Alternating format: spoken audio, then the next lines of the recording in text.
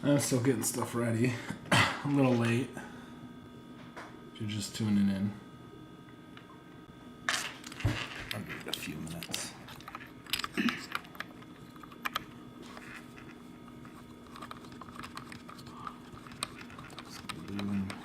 Shotgun. Bam.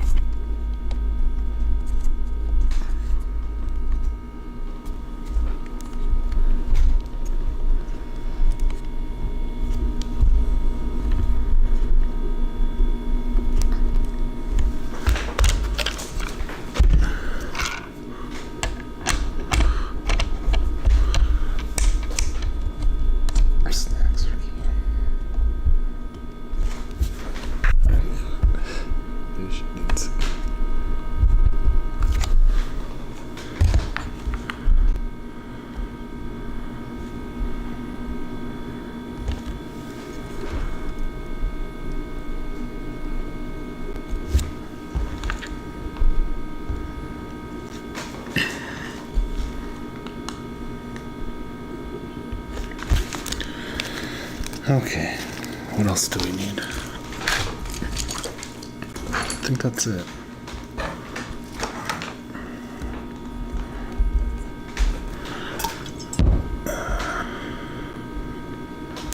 Alright, camera's up and rolling. Need to get my stuff, need to get my watching material, need to feed the dog.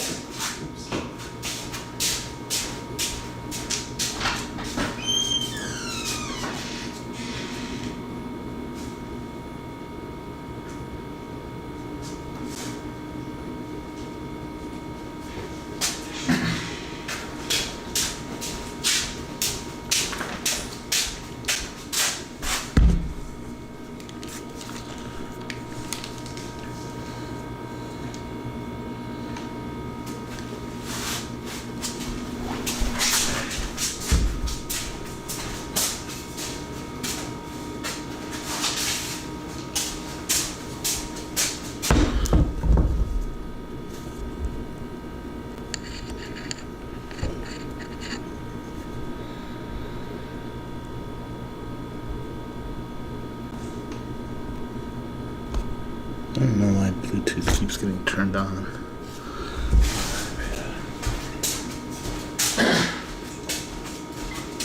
Disconnect my devices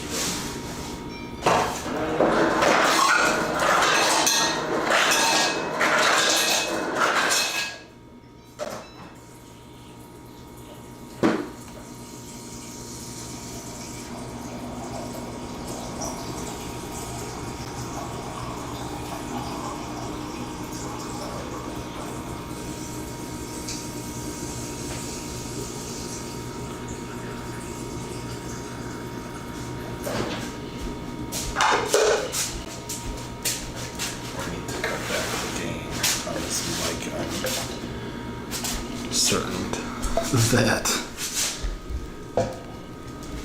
there's a lot of audio. It's picking up way too much. Picking up like all the background. We don't need that.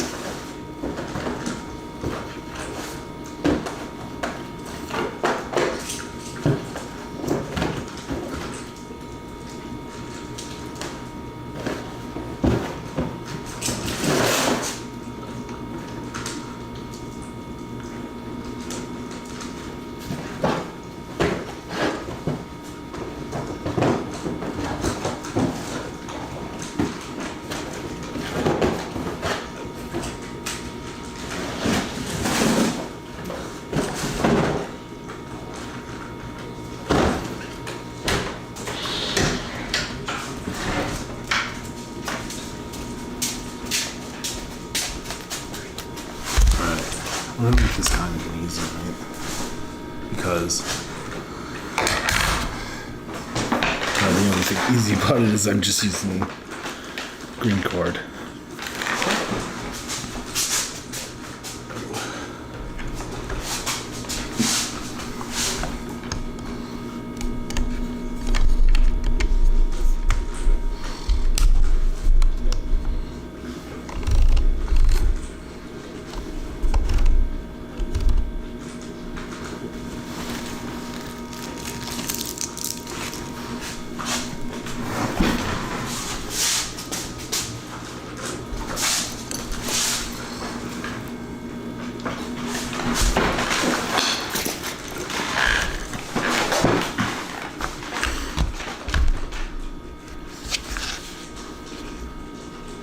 So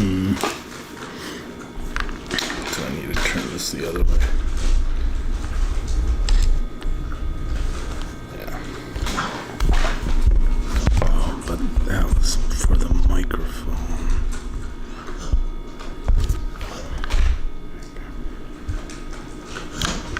Just get this. Oh, I want it.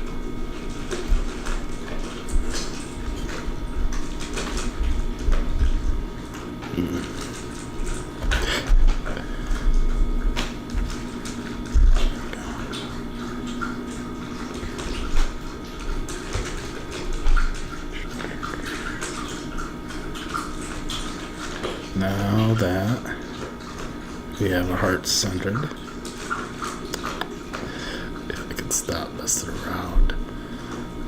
Why does it not look right on the grid lines? There.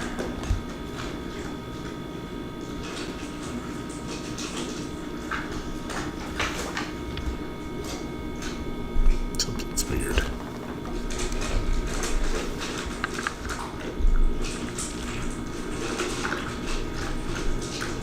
Alright, we'll call good. But I finally feel it. Alright. Wonderful.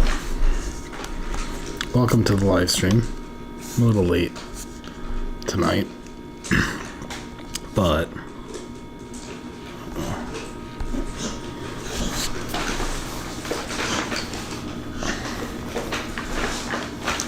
let me double check everything's running.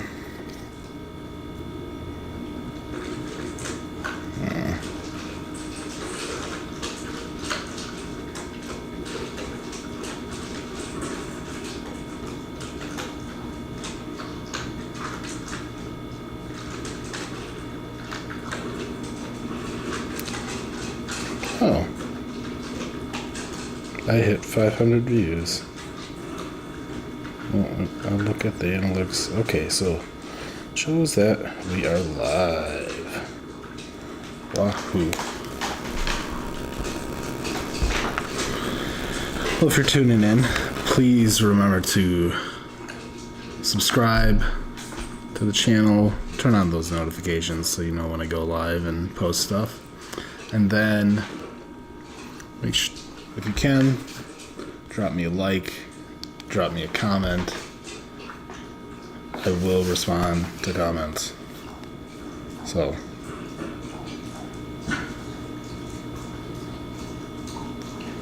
today we're going to use my favorite color consistency cord, the green that I've talked about in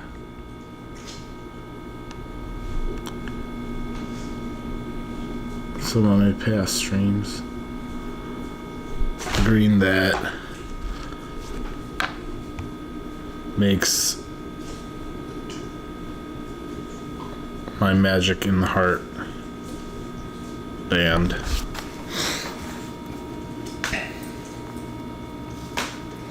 The new green deal. And I've tied a few different things with it.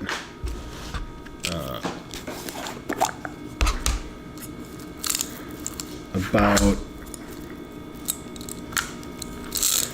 maybe not quite a month, maybe a month, I tied a bunch of this green onto green amber.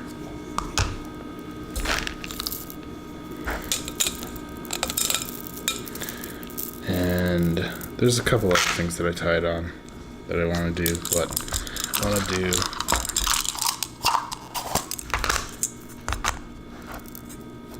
got all this green amber, and it's a really pretty band.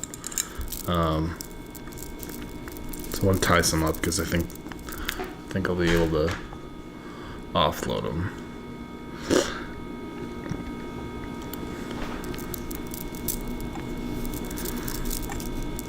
We've worked with amber a couple times, but not this green amber.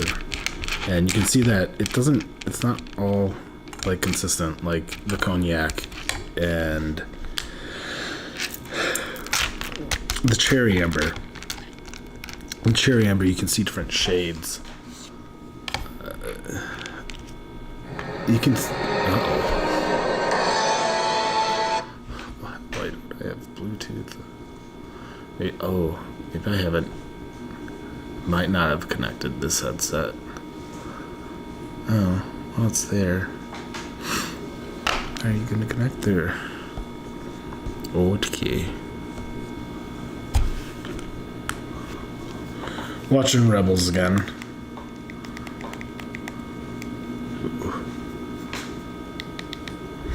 So, you can see some differences in the shade of the cherry, but with this amber, it's harder to tell, and you can tell more under black light. It kind of all has the same glow.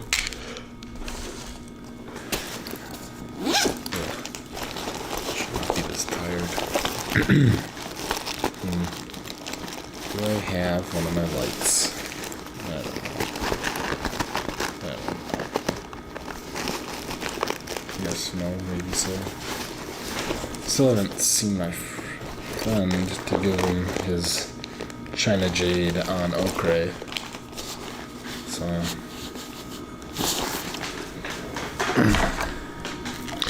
dang, I need to retie all these because I gotta swap the yellow jade and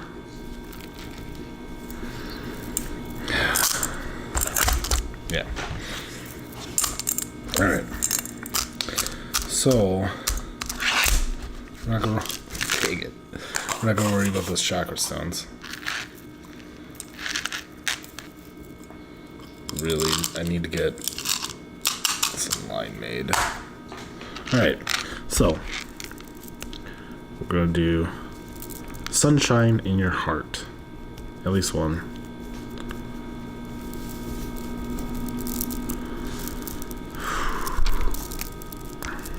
Oh, come on.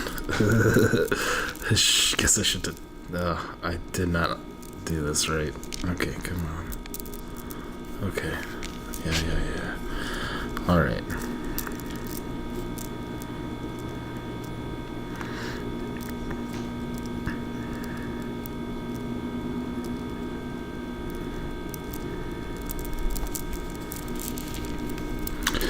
Well, this one's got that white one in it, but I think I want this one right now.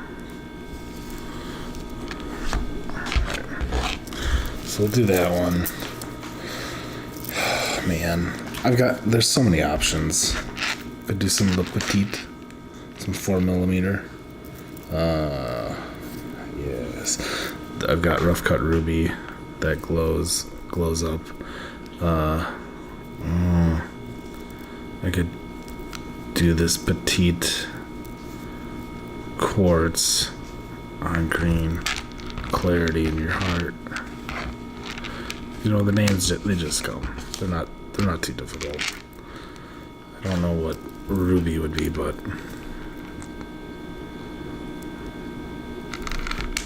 I mean, it works on everything.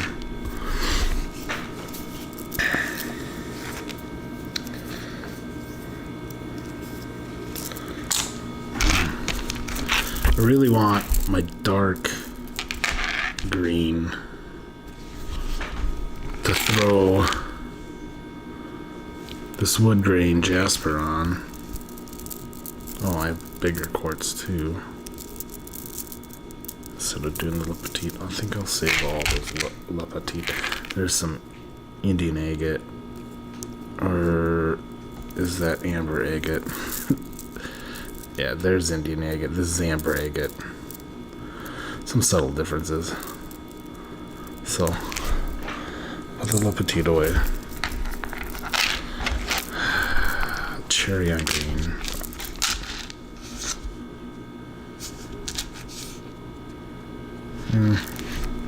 Not today.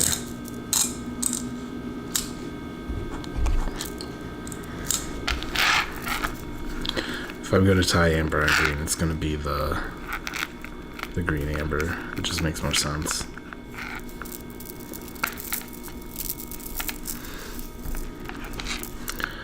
Then... oh, I know what I need to do. I need to string some opals. Yeah. Might not do the quartz. I'm gonna have to do the opal.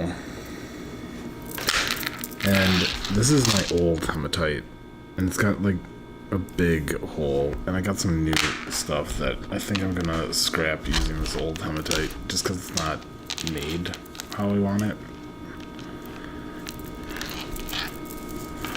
Ugh, come on. Oh my goodness. So, but my hematite on the green is my Toph Beifong Metalbender band. So if you're a Legend of Korra, Avatar: The Last Airbender fan, I like to try to make some themed bands from that.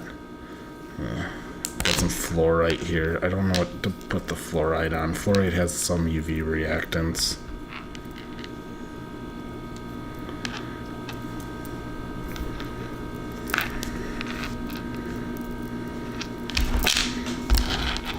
There's map jasper. Oh, what is that? I forget what this is. All of this would look great on the green, but I only have so many that I can do in a day. So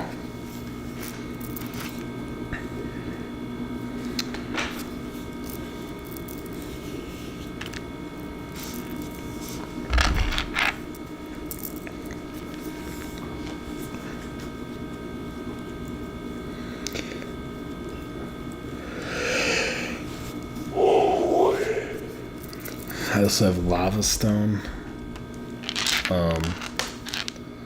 So yeah, I'm not doing the hematite one because I think I already may have one.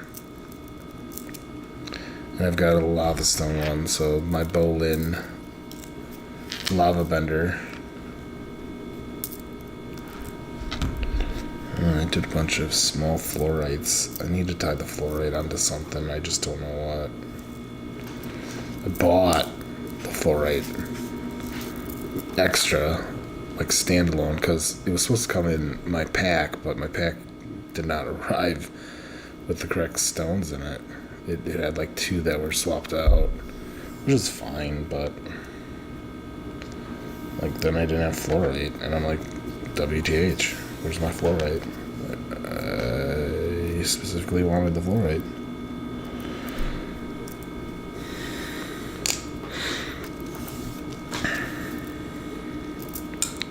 Alright. So, do I just do... I do like this picture. Alright, let me... I don't know where my gem light is.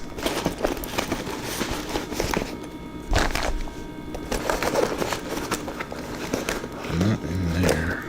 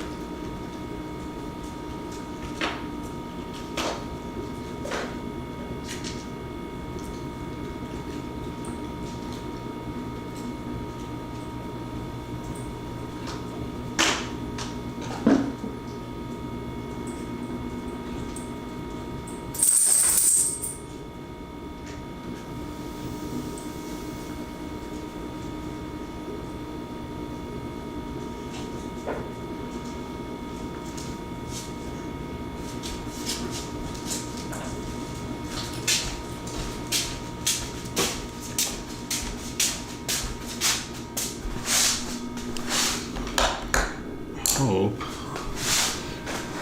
that this pen can show me. Because I don't know if it's the map jasper that throws off the UV. No, it's not.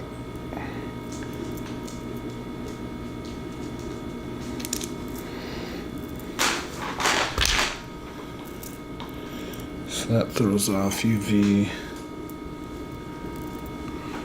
That one does too. Like you can see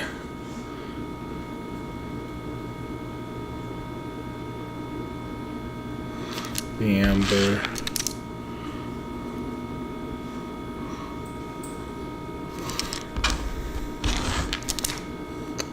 And this is very dull, but it's there. But I really want to do the picture jasper. But then I also want opals. Ugh, I gotta make decisions.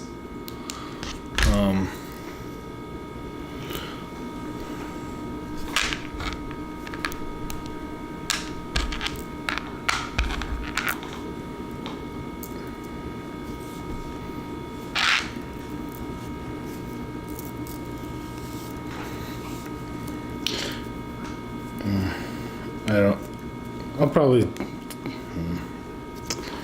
No.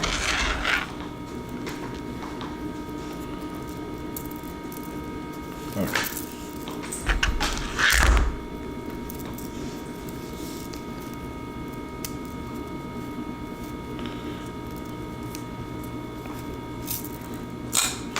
Alright. If I can churn these out fast enough, I will do an opal. Because I want to do an opal. And that's it. Because I want to do opal.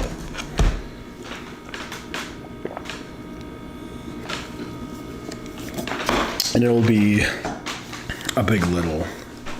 It'll have 4 petite and 4 regular stones. As you can see, the amber is usually...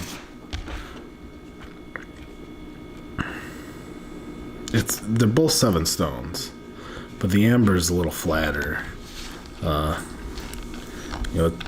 It doesn't come, these are 6 mil stones, and these are supposed to be 6 to 8 mil at their largest diameter, so they're not exact, but the band will technically end up slightly shorter. There's just inconsistencies in gems, and we do what we can.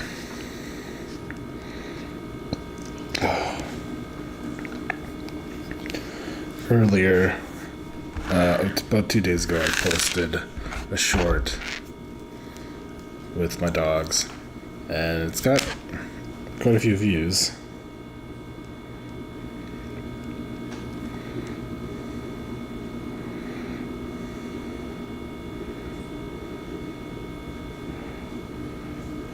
So, trying Honey Smith content.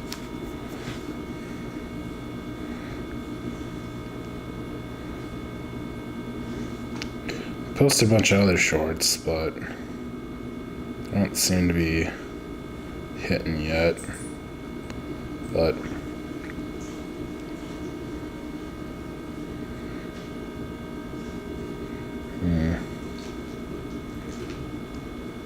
oh, there's some from some other people, but man, it's fallen off. Kind of tried to flood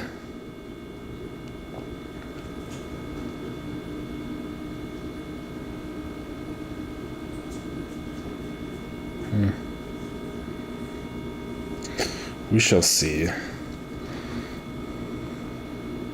Ooh, 50 views in the last 60 minutes.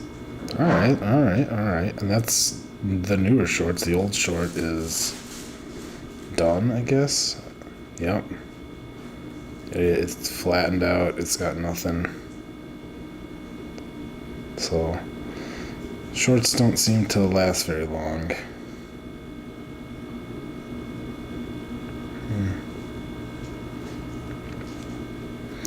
I think I need to remember to add the word dog in it or something. I don't know. I don't know how shorts work. But I posted 11 today, and it looks like only 2 of them, maybe 3 of them got watched. So, alright, so this is a wristband. And I don't remember.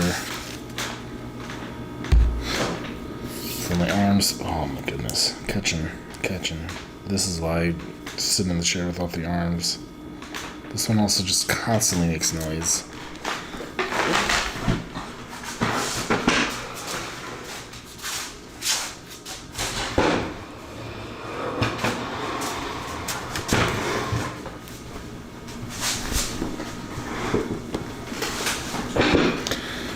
I know this is a pretty inconvenient time for anyone to be watching anything.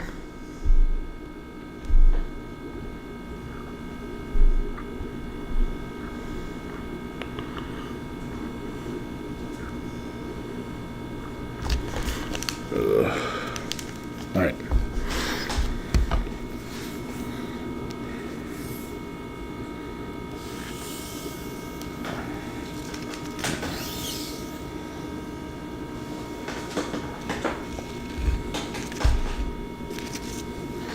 Nana. This is not for you, Nana. Oh my goodness. Why is it around my neck? When did that happen? 20. Oh, come on. 40.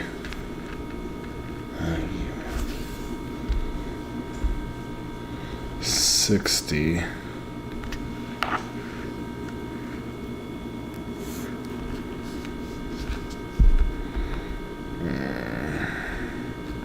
Hey! No. Come on, Nadia.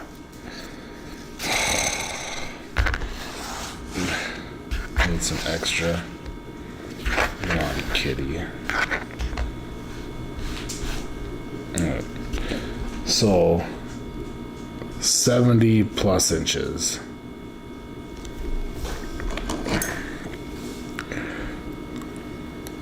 $72 is 6. Alright.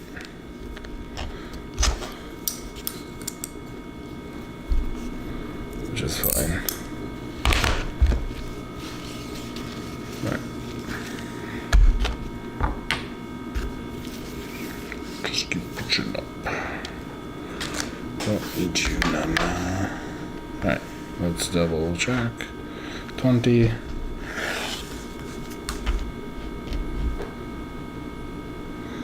40. 60.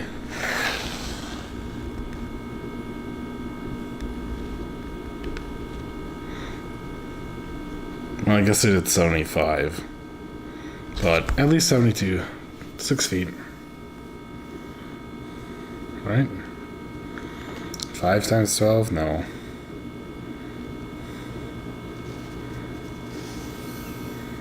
Yeah.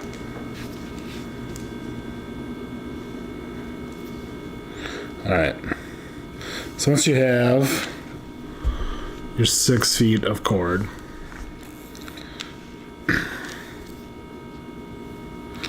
we're going to measure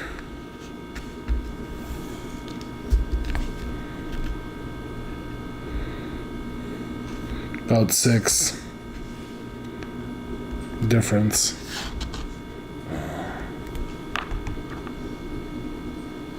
Just widen it out a little more.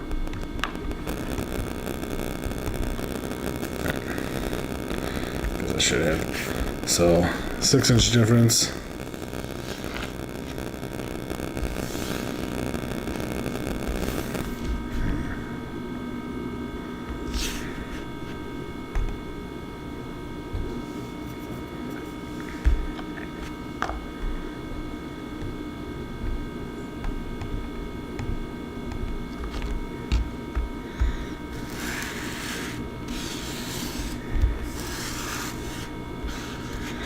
On the middle loop.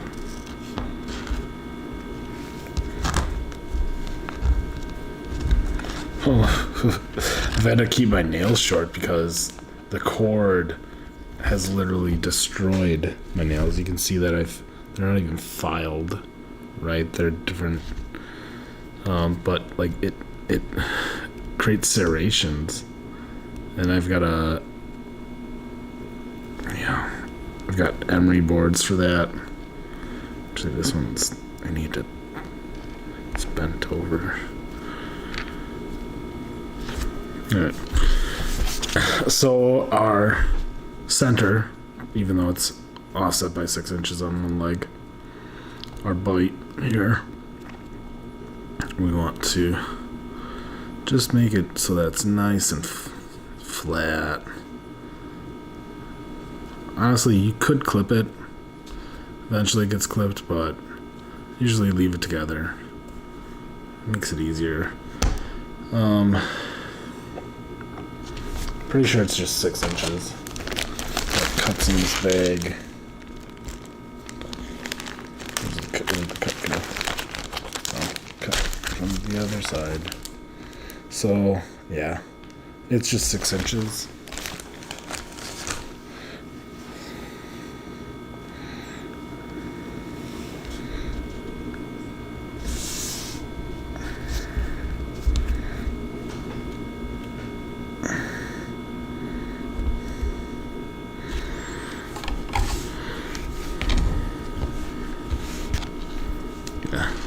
Okay, so we got our 6 inches. This isn't, it's less important to get this all flattened out, more so on the pendants, because the pendants just have, you don't cut them, so you want to make sure you get all that twist out. This, since we'll be cutting the ends, the twist will naturally come out.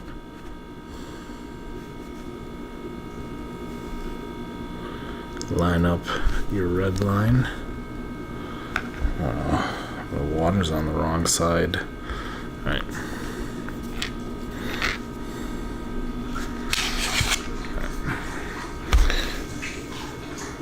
Alright. You want your long strand to be this one, the short one to be this one, because this one we don't pull through. We just do some loop-a-loops, loop-a-doops, loop-de-loops.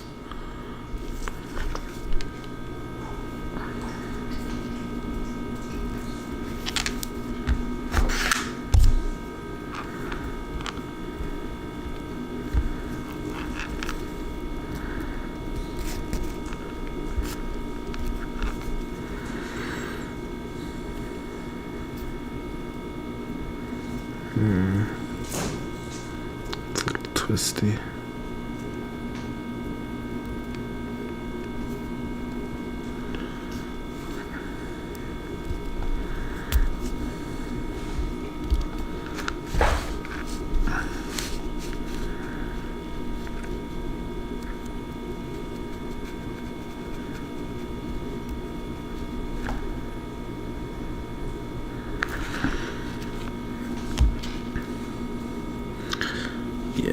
Yeah.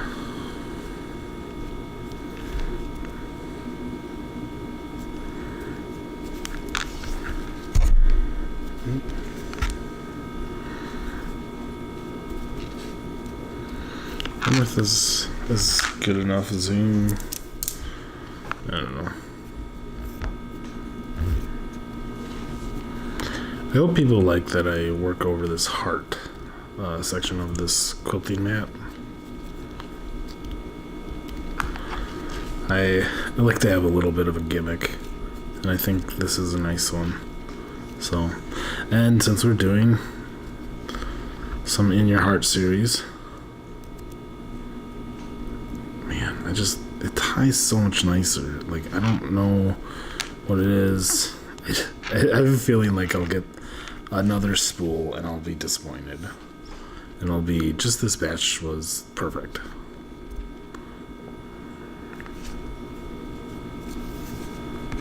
This is the episode of Star Wars Rebels, where Ezra meets Hondo for the first time. It's pretty fantastic.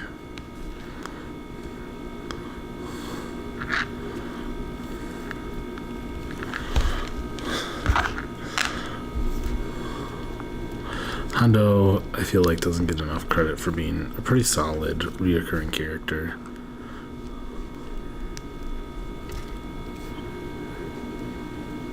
He's easy to hate, but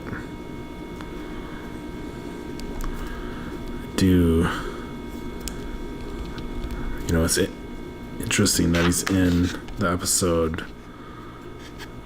where they find Lasan. Lasan, yeah. Because Lasan is where they settled. Yeah. I like how they incorporated him into that episode.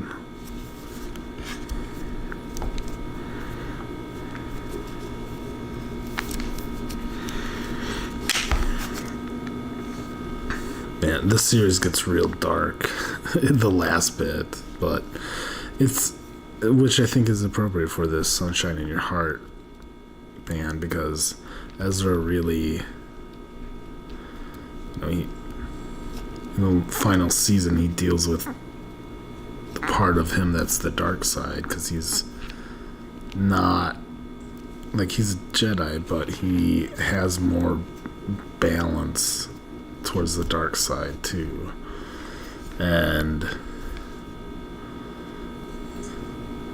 he knows how to use it. He knows how to use it really well. And he has to choose not to use it.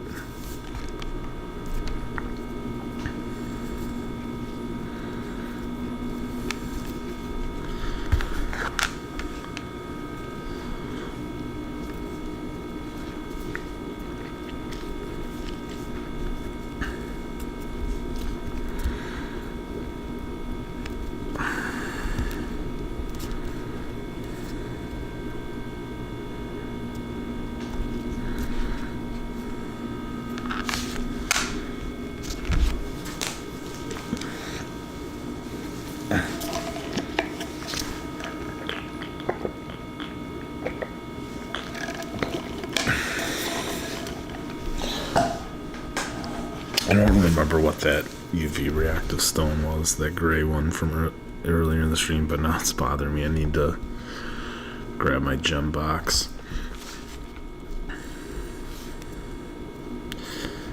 Check out the list. I could probably just check my Amazon order. Probably be somewhat. But if I can get these two tied, I'm not going to get these two tied before midnight. It's 11 o'clock right now. I'll be lucky to get this one done. Try not to stay up as late.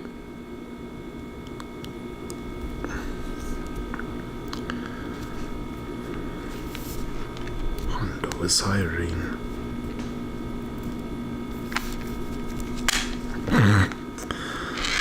Sometimes it flings.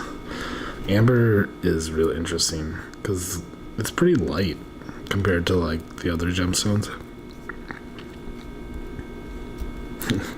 So many of them true. Oh, the stories I could tell. So many of them true. Hondo. They gave him the best dialogue.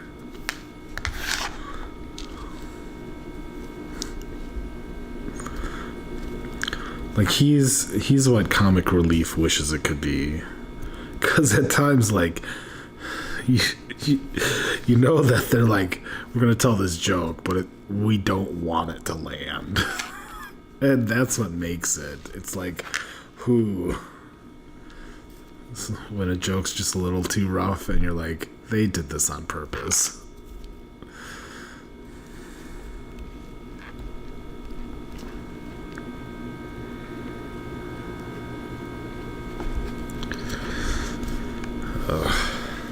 I need subs, I need views, I need to monetize so that I can move on and be able to create more.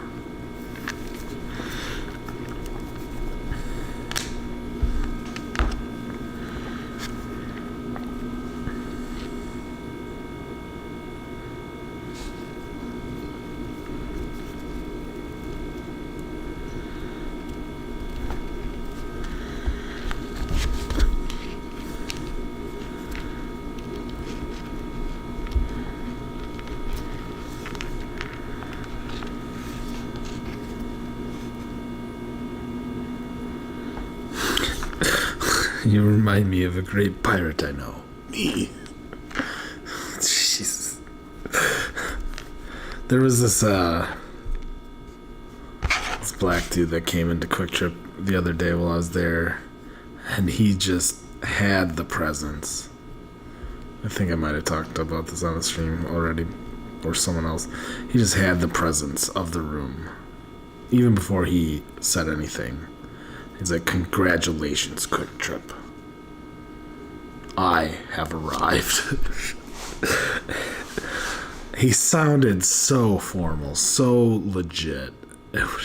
When he dropped the "I have arrived," man, it was just like, dude, I need a hug. Gave him the side bro hug. I'm like, man, I needed that. That was great. Because there's people that will do that and they just can't land it. Like they just screw it up. But like the moment, like before he started talking, like you noticed him enter the room, and just like, this guy knows who he is. He knows where he's at, and he's just gonna make everyone's day better by just doing him.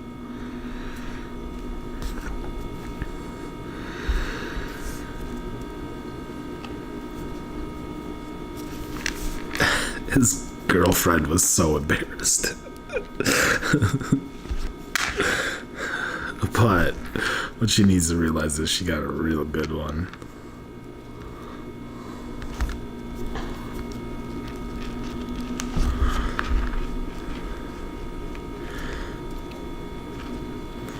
She got a man that knows how amazing he is, but just showing up. That's a lot for a person to have. A lot of people don't have that.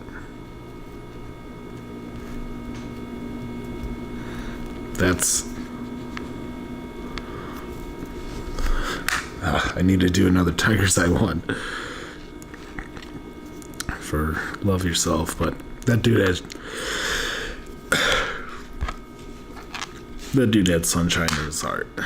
100%. Lit the room up.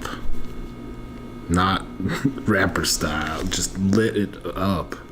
Well, yeah, rapper style. But he just lit it up with presence. It was like being back at camp.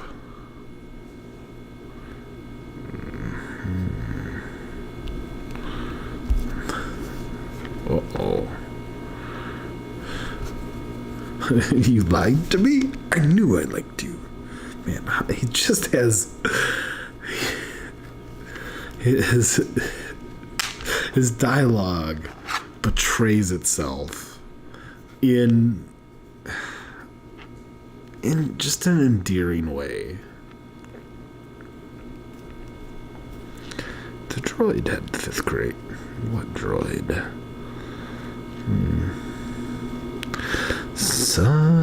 Sunshine and days. We got some music lyrics. Nasty stripper music lyrics. Not all of it's nasty stripper music. That's not true. But I need help making beats.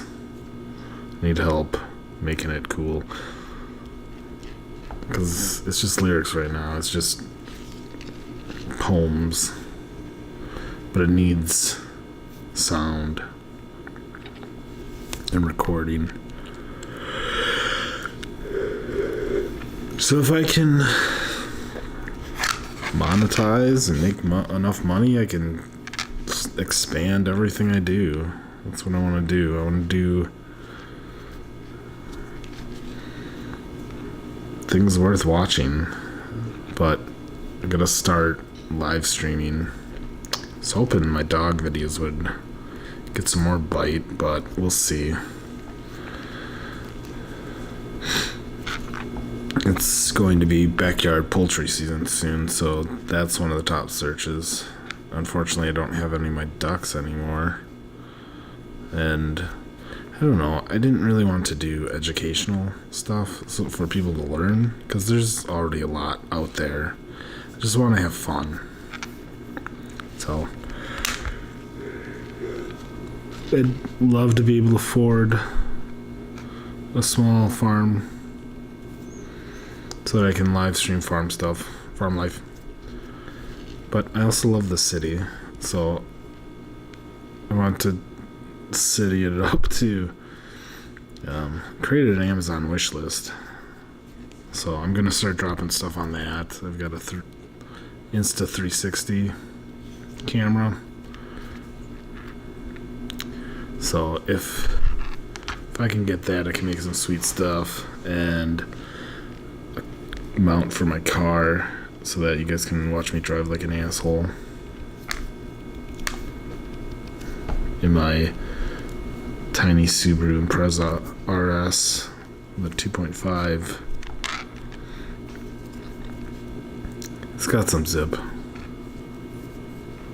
Love to get a stupid turboed one to do dumb stuff with. But it's fun right now. I had to give up my 3/4 ton pickup diesel for it, but it was time. I had that for 14 years, drove it for 14 years. I was the only owner until I sold it. So I had like 115. No, it had more than that. I don't remember. It was stupid low mileage for a diesel. I had a lot of fun in it, but I didn't make the memories that I wanted to with it. So I'm hoping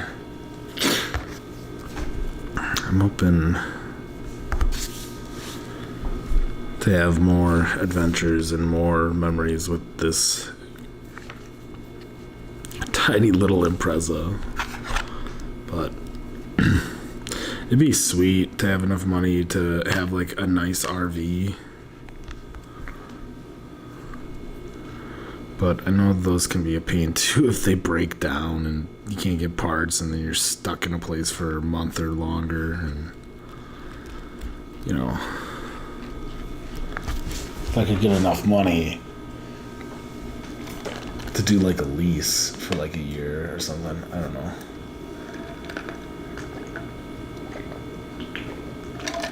It'd be fun to live on the road. I kind of want to do it with like some cool peoples.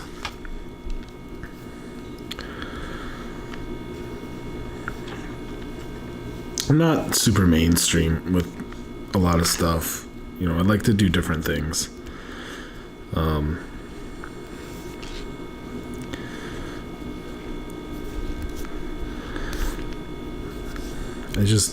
I wish people liked doing things different like I did. Because I like going to the exotic dance club, but I want to see them dance more than be naked. So I always fall back onto, I just really want Cirque du Soleil here in central Wisconsin. But I gotta go to Vegas for that shit, so.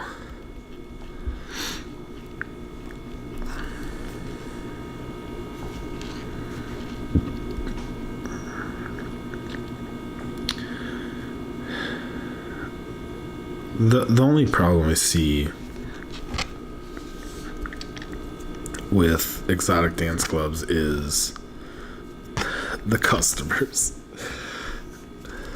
which have driven the owners to, you know, have to make the scene what it is. And honestly,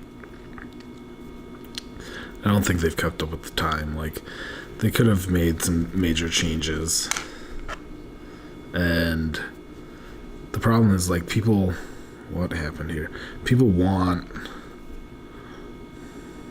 to feel like they're getting, like, an experience. And they want it to feel like effort was put in ahead of time. And a lot of these places, it's just show up. You're lucky if you know, you don't necessarily get to pick your songs, and you just take your clothes off while you're dancing around a pole. And it can be so much more. Like, one, people need to get over the fact that they're getting naked. Like, who cares? Like, it's a naked body. Like, we should be more desensitized to seeing that stuff so that we can actually enjoy the performance. So,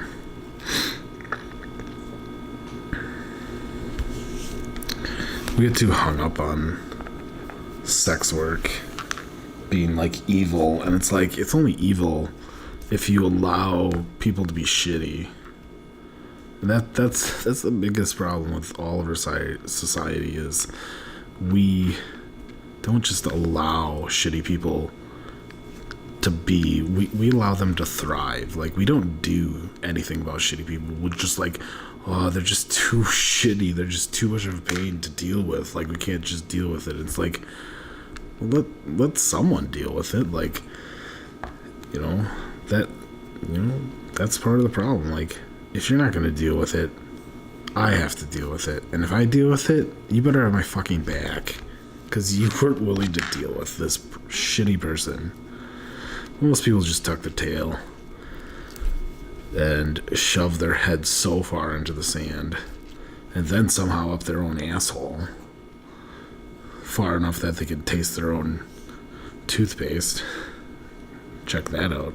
Shoved your head down into the sand so you couldn't see, and then somehow it ended up so far up your ass it's in your mouth. Like, just, if you're not going to deal with it, you still have to support the person that is. Don't, like, you're going to get it no matter what. Why are you being a bitch? Don't be a basic bitch. So, I know everybody wants to get along and yada yada yada, but man, there's a lot of people that just need to get told the F off, because they're not good people, and they never are going to be. You have to choose to be a good person. You can't just be a good person. It's a struggle every day. I absolutely know I'm a good person, and I know that it's a struggle every day, because some of you just don't deserve me. A lot of people don't deserve me. Yet I still have to be nice and good to you. Otherwise it's damaging for my own soul. And it's like, golly. It's damaging for my own soul no matter what I do, because you choose to be a shitty person. And at the end of the day, like, I want to think that, like, I'm better off, but the problem is the shitty person's better off too. And that's what I want to get rid of. Like, I don't know how to do it, but, like, if you're a shitty person, like, we need to stop accommodating you. We need to start telling you off. Like I think about it a lot. Like, the reason I can't work, the reason I'm on disability is because of shitty people. Because the companies I worked for didn't want to fire the shitty people. And I'm just like, they might do a little bit of work, but it's not enough to offset their shittiness and how much they're making the place suck for everyone else. And, oh, look, all your good people have left. You're just surrounded by shitty people. Like, I think we figured out where your business is broken.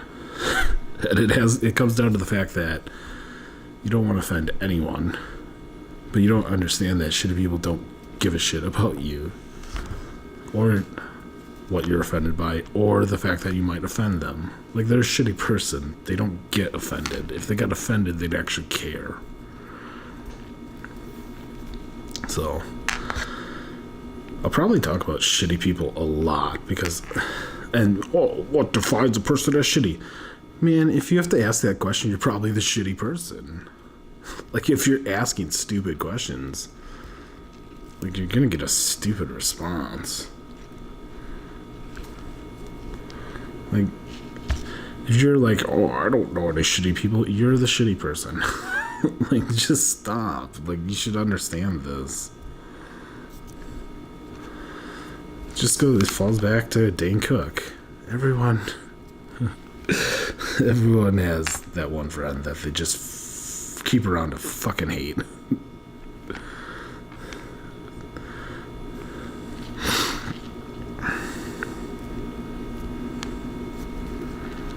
It's true. You don't get rid of the person that's so easy to hate, because it reminds you that there's even worse people out there. Like, imagine your shittiest friend that you're willing to be a friend with, and you're only willing to be a friend with them because they're shittier people. Like, that's not rough on you, that's rough on your friend. Like, I don't know how I would go about my day if I was a shitty person. So, And that comes from yourself, from within. You know, if you don't fill your heart with sunshine, you fill it with shit, well, you're gonna be a shitty person. So it's hard. It's hard. It's hard to be the better person. And you can't do it all the time. You can't. You try, but it's alright. Because we find a way to make things better. This is a janky piece of... Some of these, they're almost triangular in shape.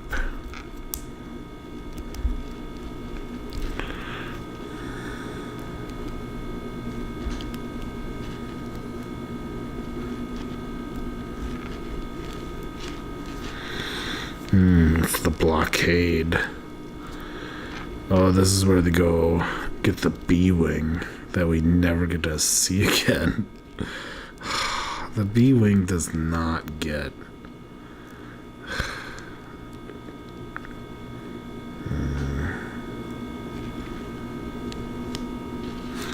Prototype. Shipmaster Quarry. Quarry. Shanapole. It's one-way trap.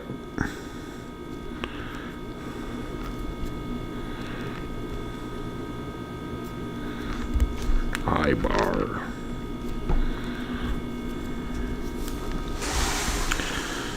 Yada yada yada. Rebel. Have I watched much Chowder? No. Do I know about it? Yes. Rebel.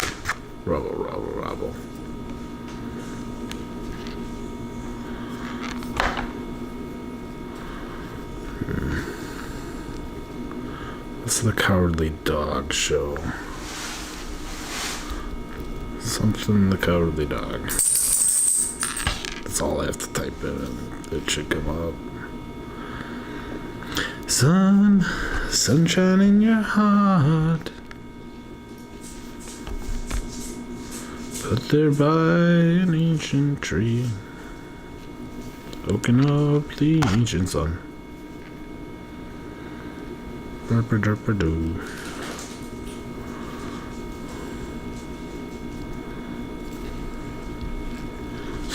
Your coat irritating.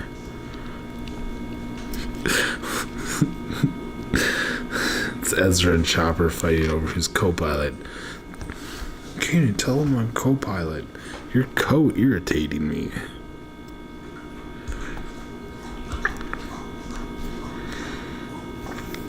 I want to be that slick in real life.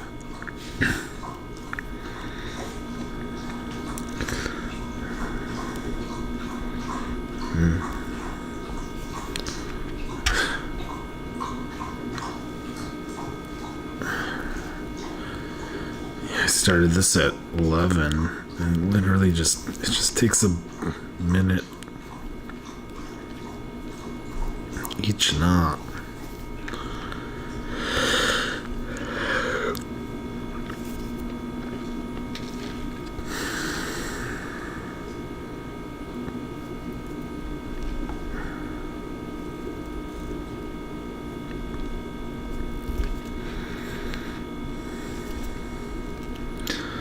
So I was late to the stream today.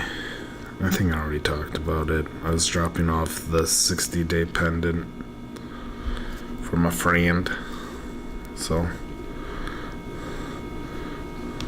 it'll be exciting when she gets to wear it on Sunday.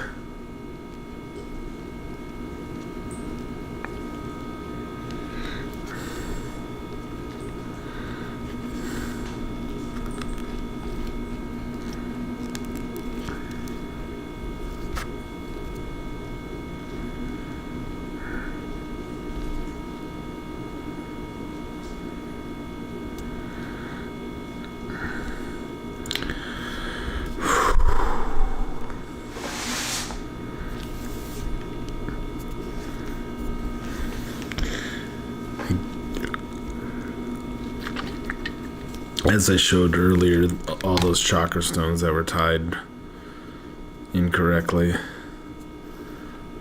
I just talked to someone that I'd given it to a while ago. He was one of the first people that got one. But like, I was explaining that, I messed the stones up, and like, I was telling the people, the yoga ladies, and they're like, oh, it's still pretty, like, no one's gonna notice but you. And it's like, well, I mean, there'll be people that notice, and my massage therapist noticed, but she didn't say anything. She's like, I explained it to her, and she's like, I thought it was wrong, but like, I didn't think about it. After that, it was just pretty. So, the OG crew has misplaced stones. That's how you know that they were one of the first. But I'm definitely not going to put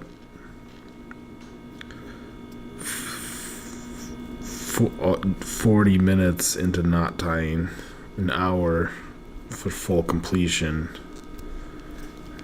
onto all those ones that are strung wrong. I gotta find a way to, like, I fixed a bunch of them,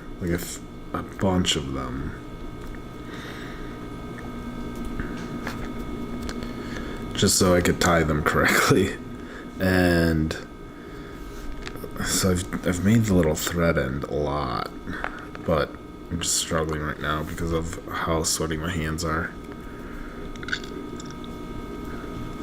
And the special antiperspirant lotion I'm using has worked really well to like instantly stop perspiration, but my hands are still kind of wet and clammy. like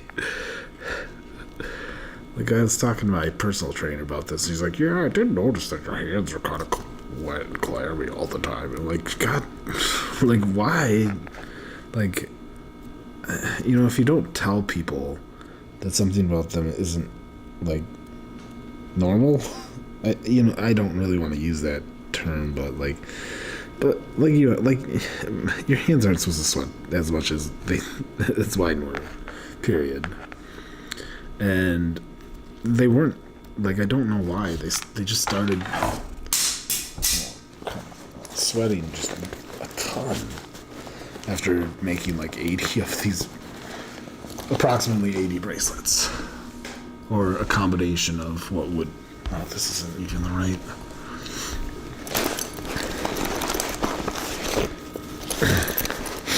So I didn't know what to do. Like, I even tried like foot powder, like Gold Bond stuff, and like no go. So Carpe antiperspirant hand lotion, apply twice a day. You could do more than that, but twice a day. So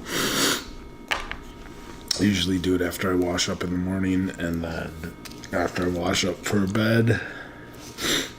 And it says after like 4 weeks, okay. For best results, apply every night before bed, and an additional 2 times per day for at least 4 weeks. So, directions: wash and dry hands thoroughly before application.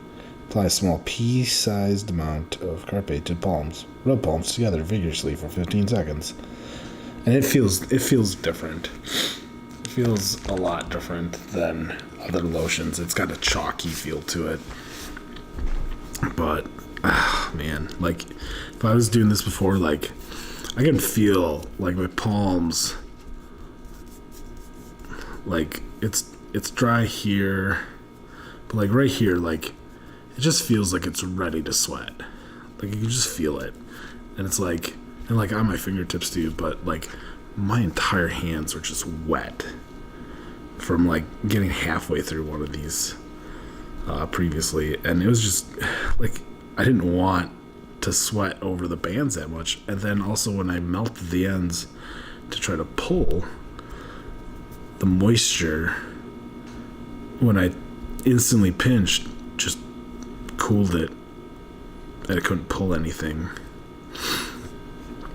So I haven't tried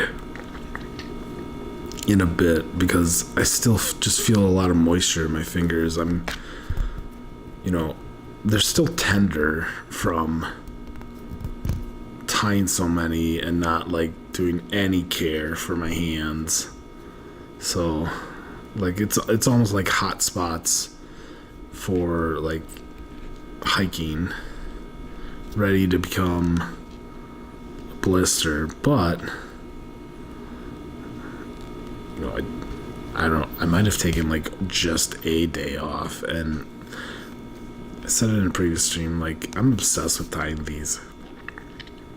I love tying them. Like they help me center my mind. I need to really want my own place so I can tie at a different time instead of this late. I just, can't really ask my parents to be quiet while they're trying to like live their lives. And they've been gracious enough to take me in when I could no longer live on my own. So it's hard to complain. And if I would have been able to get some different kind of help, I don't know. I can't fix anything that broke. I can just kind of move on and like do better. But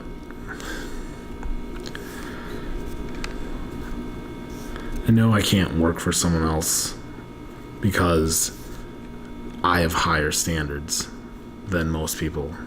And when we didn't continuously elevate ourselves, I just wasn't happy. Like, working in an industry where, money decides everything. And that's most of them. It just blows. Like, why would you ever want to do that? Anyone creative can't do that. You're just hit with restrictions constantly.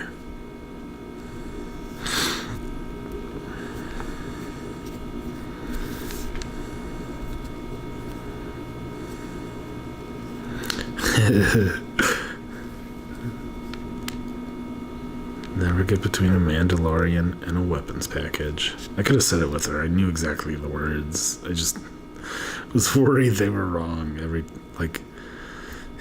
Sabine got just the right amount of cocky, just the right amount of naivete, but technically she's just genius.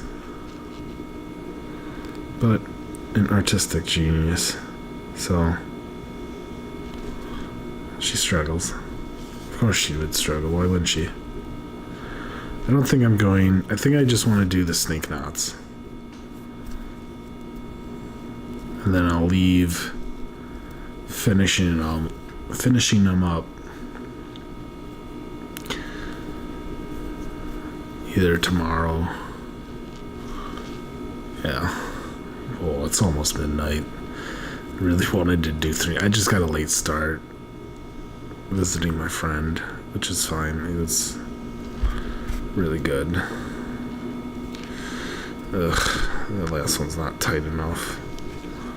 Come on. Untie. BG.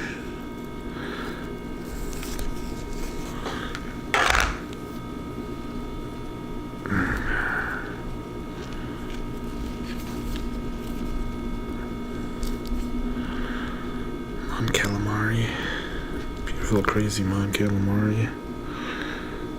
Every ship deserves a hyperdrive.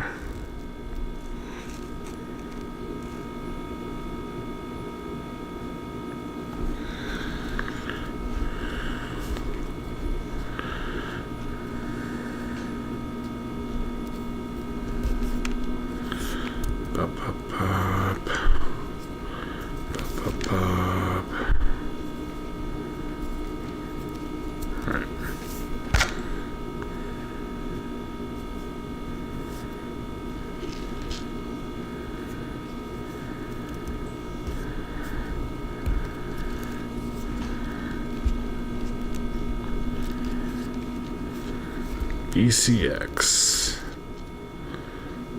Soul Fire on the Ghost. I haven't watched in a long time the Firefly series. Because the last I heard was Josh Whedon didn't do right by people, by women. Fucked around, found out, and some shit. I don't know. Could watch Farscape. Farscape is great.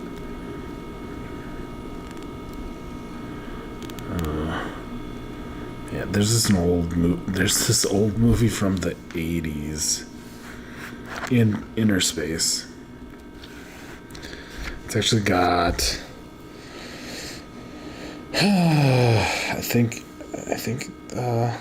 Dustin Hoffman is in it. I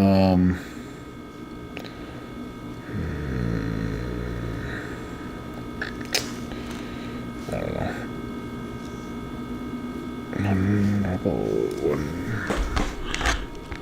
Sunshine in Your Heart.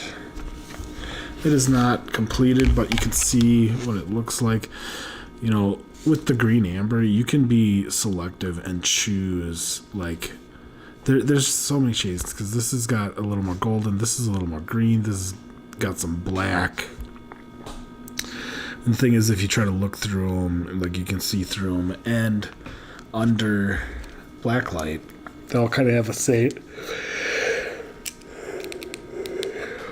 they all have this similar glow. Even though you can see their coloration on the outside, they all have this kind of whitish yellow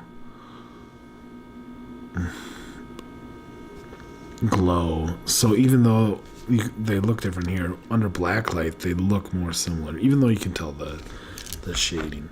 And the other ones, they look so yeah, you can see, you know, the way this is blacklight. It's a, I don't know the nanometer, but like not all black lights are the same.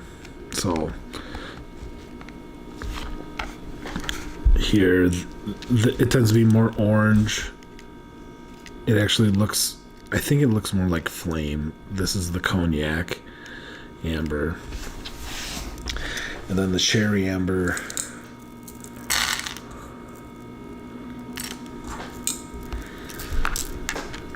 You know, it has more of a coffee brown glow to it with some orange.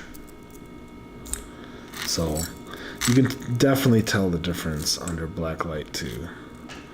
Even though this one has things that look like they could be cherry, like this one, it's not. It has a different glow to it. So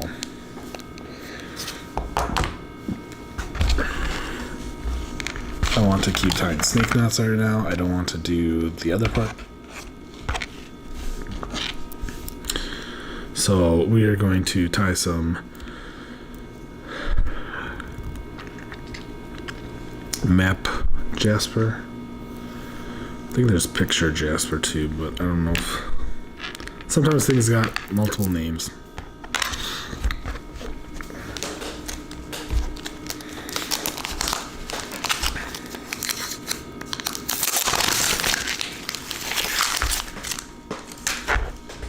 You know?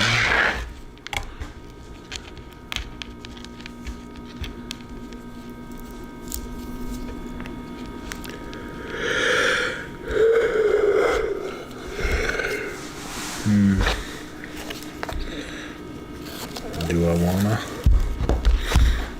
So I also have this army green.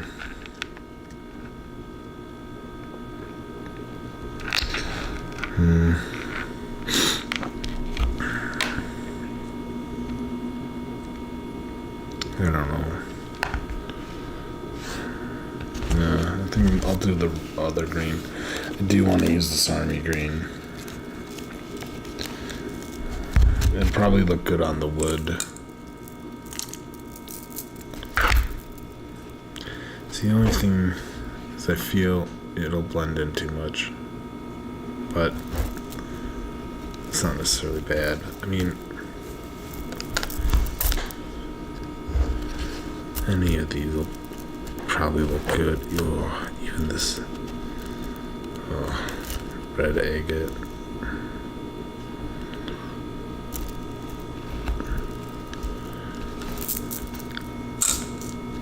The bad thing is, like I said, like all these gemstones, like even if they're not perfect on the color, they still look good. Like you go, this could, some colors mute things out a little, but even then it's like, well, it's just a little more hidden. It doesn't make it bad, it just makes it different. Kind of like, this one gets really twisty. This sample box gray silver I had just twists and twists, and I don't know what's wrong with it. So most of my bands are the sample box cord, and I'd like to replace them with the new cords. But even this dark green on the red, like some of the stones just get muted out a little, but they still make a statement. Man, love my little opals. Oh.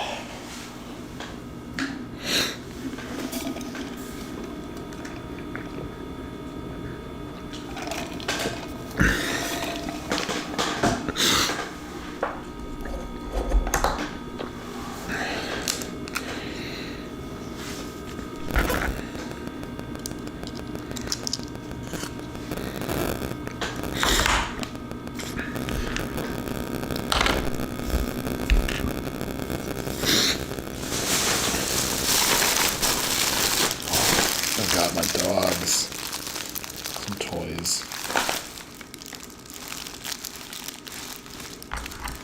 Oh, come on.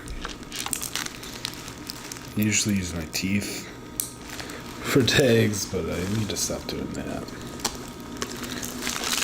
Hey Jinx. Hey Jinx. Where you at? Do you want this? You want this, Jinx? You want this? Yeah.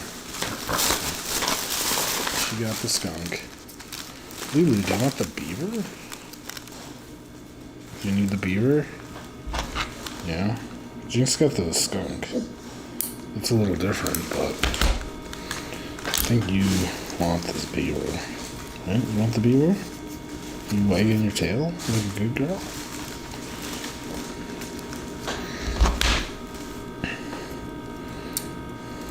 So, ciao, so wiki.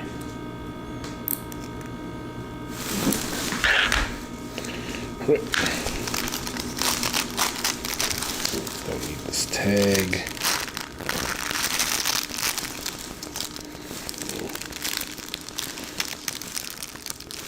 God.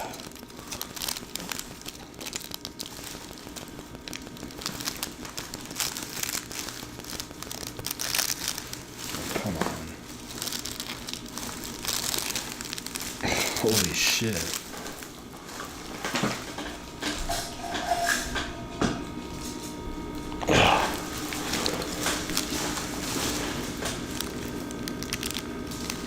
I'll cut the tag off. I'm trying not to cut all the fake fur off. Probably don't need to. This beaver reminds me of an old elf puppet I got from McDonald's that's long gone. Oh no, there's a squeaker in it. I didn't use for that. Here, no, grab the tail. Don't try to find the squeaker. Oh, Jinx likes it more. What?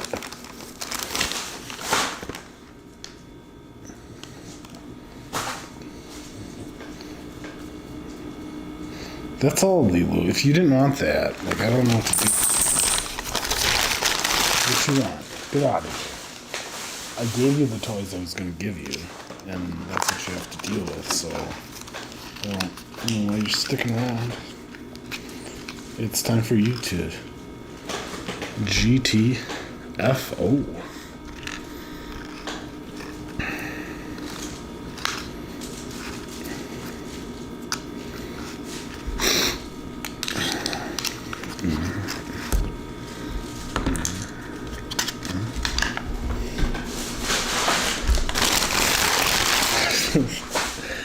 I keep thinking of a song. I think it's Megan or it's Sweetie with the City Girls. Do it on the tip. They don't say do. Yeah, it's by Megan. Oh, 2020. Megan, do it on the tip. They don't say do it on the tip. They say do it on the dick. so it's the title's misleading, but not really, because it's not. There's just so much sex positive music, and people need to start accepting it, and just do it on the tip. Do it on the tip. And not be hoes, though, either. Like,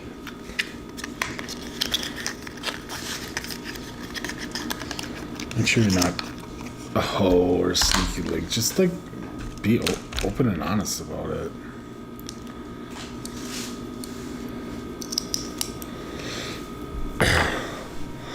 That's what the In Your Heart series is all about. I do need to tie the tiger's eye one. Yeah, we'll probably keep doing the Love in Your Heart series. Oh, they just make such nice bracelets. They're stiff but soft.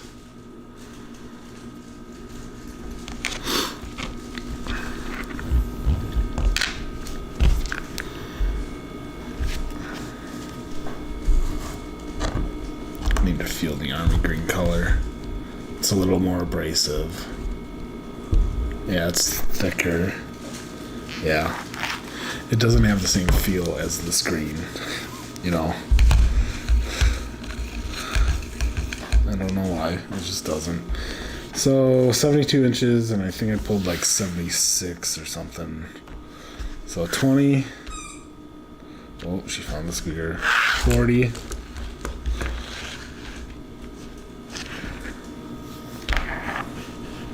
$60. I would love to send some bracelets and stuff to some of my favorite YouTubers, but like 70, 2, 3, 4, and 5.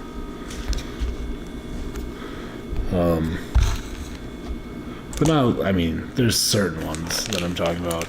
Ginny D, I would love to like talk to her and like collab on something. I think one of my songs, because there's a song that I dedicated to Megan Thee Stallion, but it also like could have been dedicated to Ginny D, because it's D&D related, and I don't know. When I first started playing D&D, I was kind of struggling on wanting to actually play.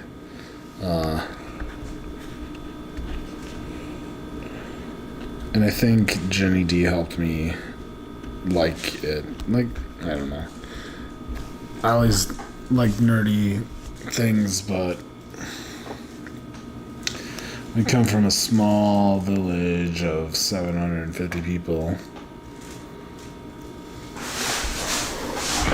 It's hard to, have a lot of interests, because there's just not a lot of people that have interests that are not related to most of the people in the area. So,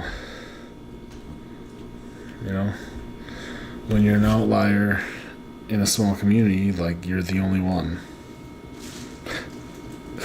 That should all make sense, but, hopefully you know what I mean. Because, like, if you like something that's less popular, like in a city, like, it still exists. It's still there. And there's people that you can share that with. And you're probably the kind of person that is that just really wants like the same 5 people or in your life or something like that. What is going on here? So, but when you're like that in a small village, you know, when what you're doing is like an interest of, you know, only 0.5% of people, then there's only like 3-4 people, and that's for all age ranges. So like your likelihoods of finding someone, another niche person in your small ass community is 0%.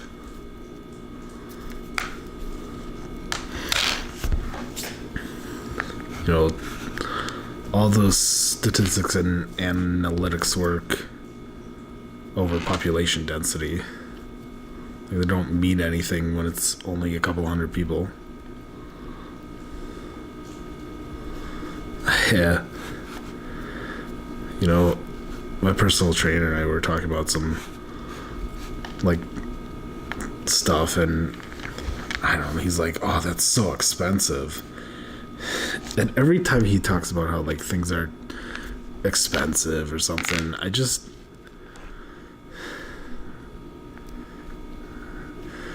shows how Wisconsin he is. Like, people from Wisconsin don't know what a lot of money actually is.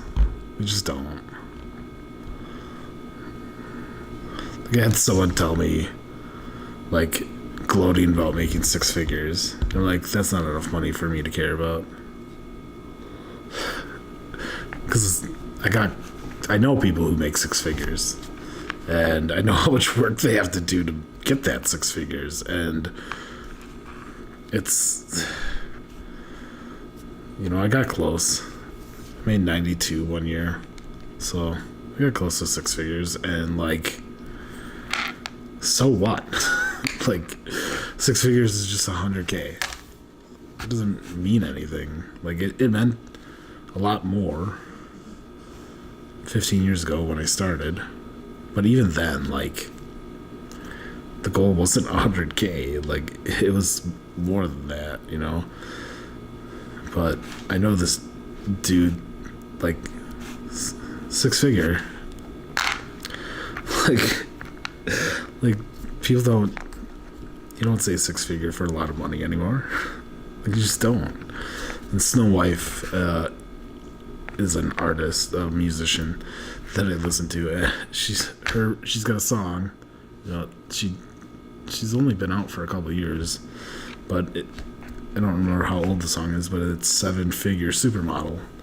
So it's like, you know, I heard this a year or so after this person claimed to be a 6-figure, and I'm like for the entire time that after that, like, every time I think about it, I go, 6 figures isn't enough for me to care. And it's true, because the only reason he thought it mattered was Wisconsin. He thought that was a high enough number for me to give a shit about. He was also lying. Like, he didn't make 6 figures. Like, I saw how he lived. I saw what he had. It's like, this is all just cheap shit that looks expensive. Like, you ain't got 6 figures coming in. You're lucky you're making 30K. You're lucky you're making 40K. So, you know, like, if you're gonna lie about something, at least lie impressively. Don't lie so low that I believe you. And honestly, like, a lot of con artists, like, either it's unbelievable, utterly unbelievable, or they're selling themselves too short because they think, I don't know.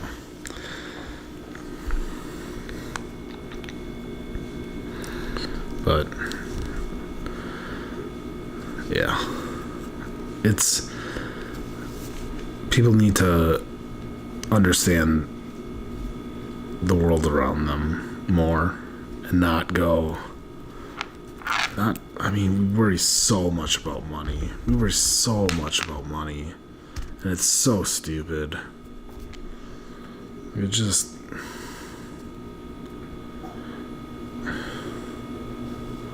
We've ruined it. Like, it was meant to be, like, a way to show... I don't know. Like, it doesn't work. It never worked, because it wasn't supposed to be, like, individuals. It was supposed to be, like, communities.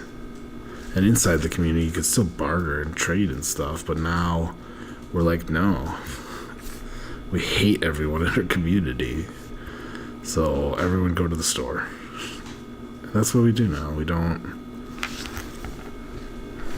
trade enough stuff. We don't take care of people who can't work in our communities.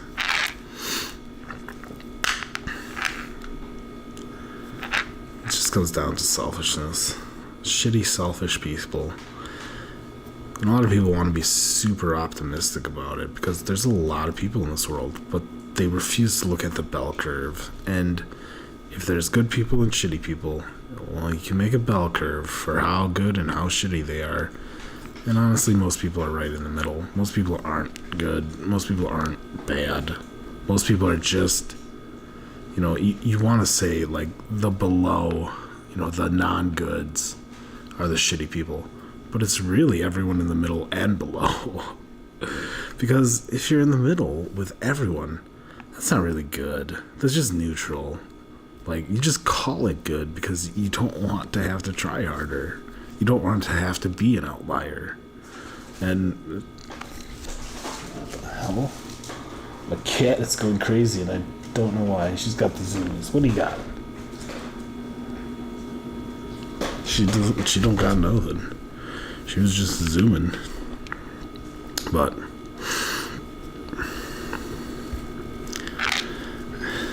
just, it's weird that I'm talking about this in your heart stuff. And it's like, this is the stuff I've had to get through, is being surrounded by people that just aren't as good, just aren't as virtuous. And there's so many reasons why. And, one of the hardest things about my stupid engineering career is everyone wanted to find fault. Everyone wanted to know who to blame. And at the end of the day, it didn't matter because I was the one that had to fix it. None of the other people did. It's like, you're not going to prevent this. Like, it's just something that happened. Like, we can't post-mortem everything and have a response. Because sometimes the answer is, it just happened. Or the person was just too stupid. Or, it's usually something insulting to the person that fucked up. Which, most of them need to hear it, but they don't need to hear it from management. They don't need to hear it from someone that doesn't get it, doesn't understand. They need to hear it from the engineer that actually doesn't give a shit that they fucked up. Because who's fixing it? I am, the engineer. And do I say anything about it? Yeah, here in my vlog, but not to anyone that actually could do anything about it, because they're the shittier person and they're not going to actually get anything done. So,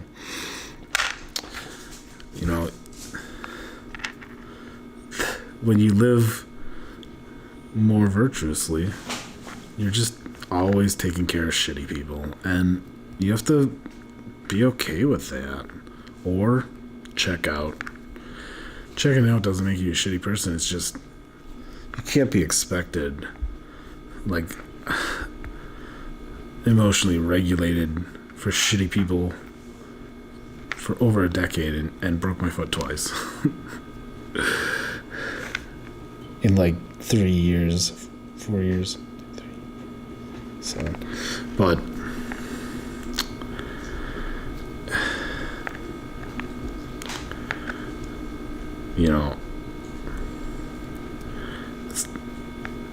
you want to try to, like, make your own life better and put it into your own hands, but we also need to recognize that shitty people ruin that.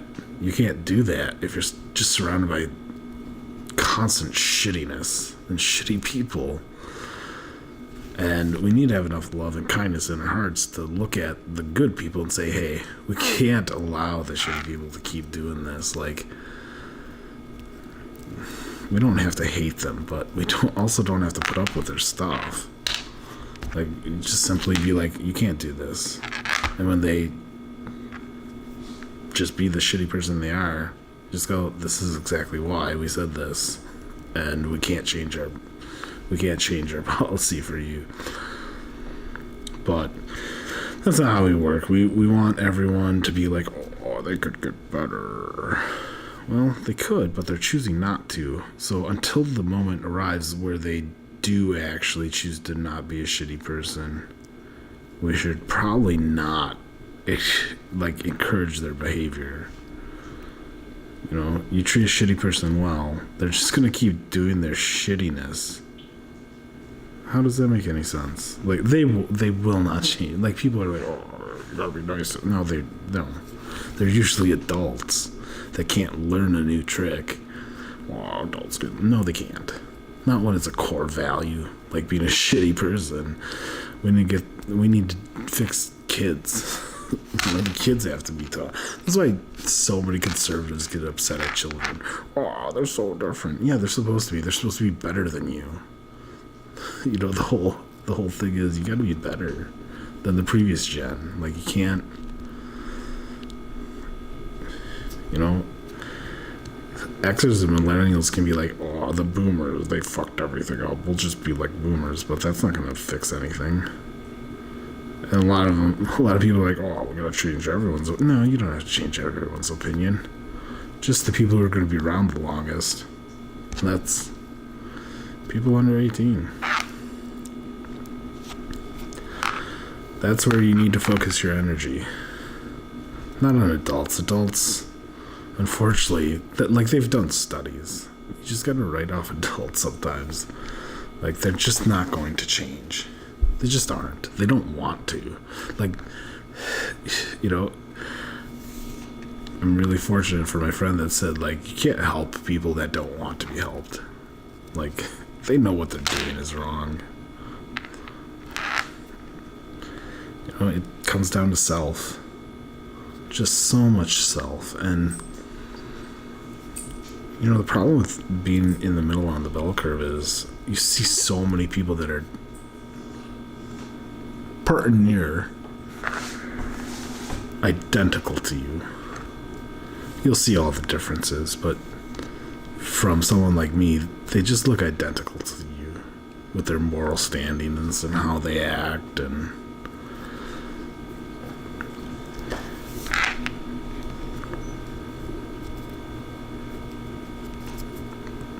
so when you see so many people just acting the way you act, just above shitty, you don't really notice the people that are just below shitty, because they're too close to exactly who you are.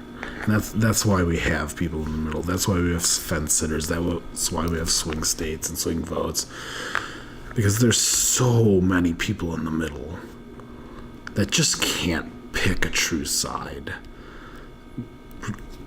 I don't want to talk about intelligence, but some people just don't think. It doesn't have anything to do with how smart they are or anything. They just don't think about other people, and that's a brain mapping thing. I have a hyperdrive for thinking about other people because my brain pathway did not fade for that, whereas most people's in the center and below has faded. You just don't think about other people constantly like someone like me does. So you don't care about your actions affecting other people. Why would you? Most people act like you. You act like most people. And the only people you're hurting are people that are too hurt, too shy, too afraid to ever tell you. And we just go, you have to live around shitty people. Well, that's an easy thing for almost shitty people to say. But when you just live higher and you can't deal with it, I don't know what to do. oh, you're too full of yourself, your id, your ego, blah, blah, blah, blah, blah. I'm sorry, I'm better than you. Wait, no, I'm not.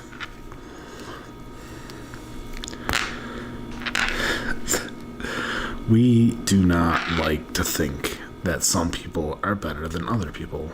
Unless we're like punishing people, throwing them in jail and whatnot.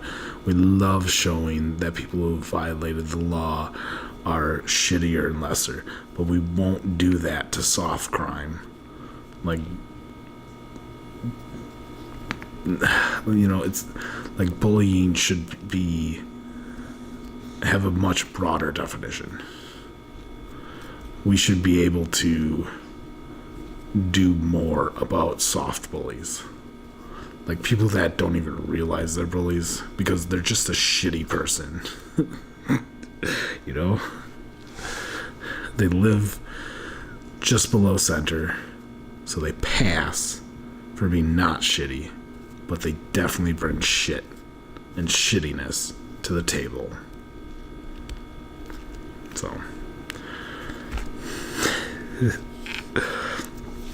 why talk about hate in a series that's supposed to be about the heart?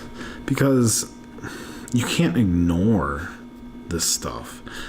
The chakras get bound up mostly because you're ignoring the shitty things that you and other people around you are doing. Oh, you can't control what others do. You sure as fuck can when you tell them that they're being a shitty person. And if they don't, you say, bye, Felicia. And if they actually give a shit about not being a shitty person, they'll change their ways so that you can show up again. But you do not need to continue to hang around shitty people. Period. You shouldn't be. You should, like... It just should not happen. We need to start not. Like, just not. And even mildly shitty people, like, oh, you didn't do something bad, but you chose to also not do the right thing. I mean, the Good Samaritan law exists because of fence sitters, people in the middle. It doesn't exist because of people that want to do nothing. It exists about people who are too afraid to do anything.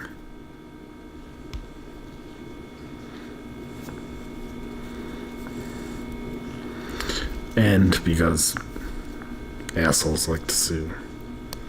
But any reasonable judge would go, you're more, like, it doesn't matter, the person was dead, so who cares?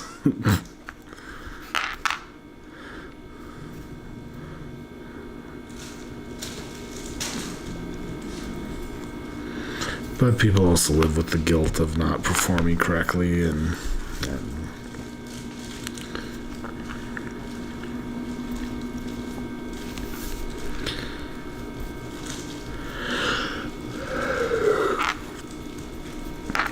definitely got a late start. Meant to be home earlier, but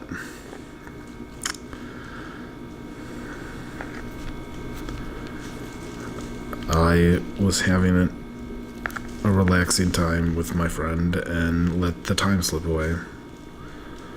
So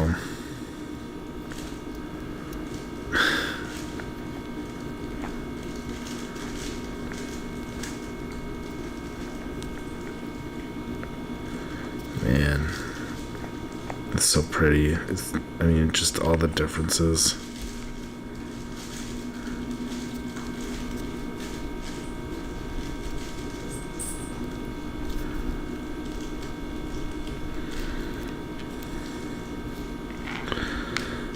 See, the only bad thing about Rebels is then they came along. Well, it's not bad, but they're doing clearance clone codes, and there's no clones left, so they're They're just old and retired. So then in Bad Batch, they talk about the Empire replacing codes. So, but you could get away with it because they say Cody and I, or Rex says Cody and I practically invented these codes. So it's like evolution. You know, you can learn a lot about evolution from giraffes and their voice box and a special nerve that comes down from the brain and wraps around the heart, aorta, and then comes back up. And like in fish it makes sense, it's a straight line, but in anything that has an actual neck, like this nerve loops down into your chest and then comes back up to your voice box. So with giraffe, their long neck, like it's just that long. It goes all the way down to their heart and then all the way back up to just below their tongue, the base of their tongue. And if you were designing something, you would never design something that way. You just go straight from the brain to the voice box. But the fact that in fish it's on the wrong side of the aorta, when we evolved from fish, it had to just keep getting longer and longer.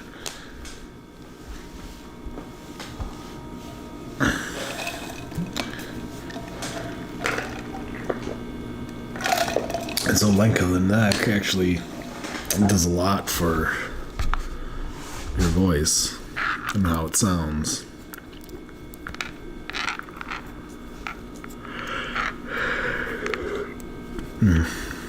So,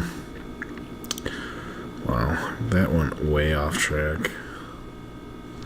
It's talking about something evolving. Oh, the codes. Like, they wouldn't start over from the beginning.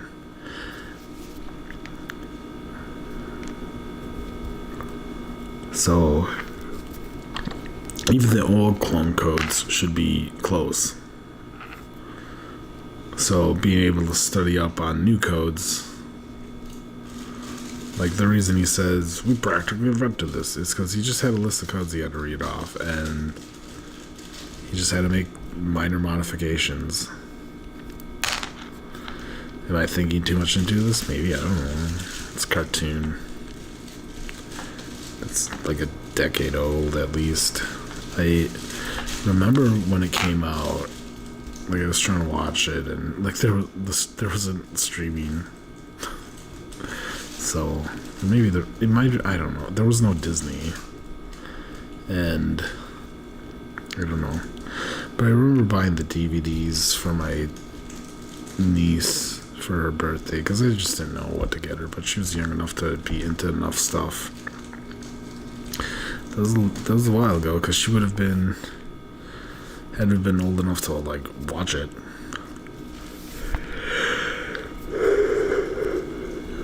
But I think it just got her the first season or something. So you should have used kill. Yeah, I definitely need to do opal. This is, I mean, I didn't think it'd look this nice. And now it does. And I don't know if being on army green would have been better, but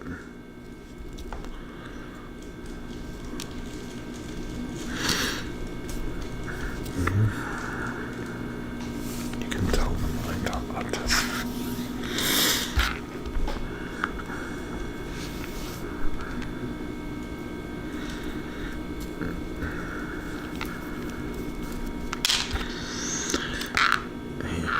I just give everyone money. But I give you war so they know that you are special.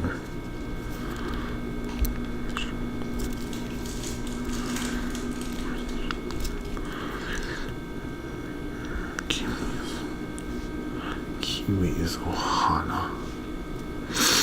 Kiwi is Ohana.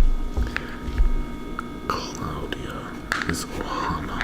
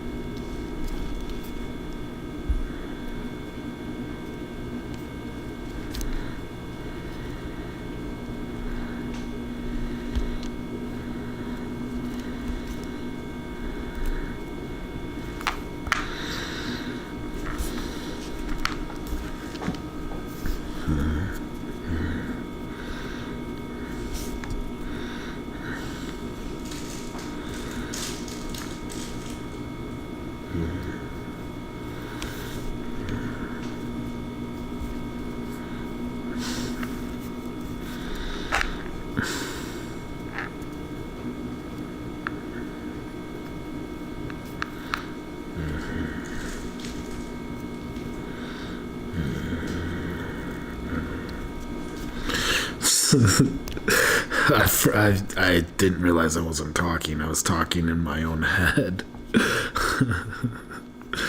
Jeez.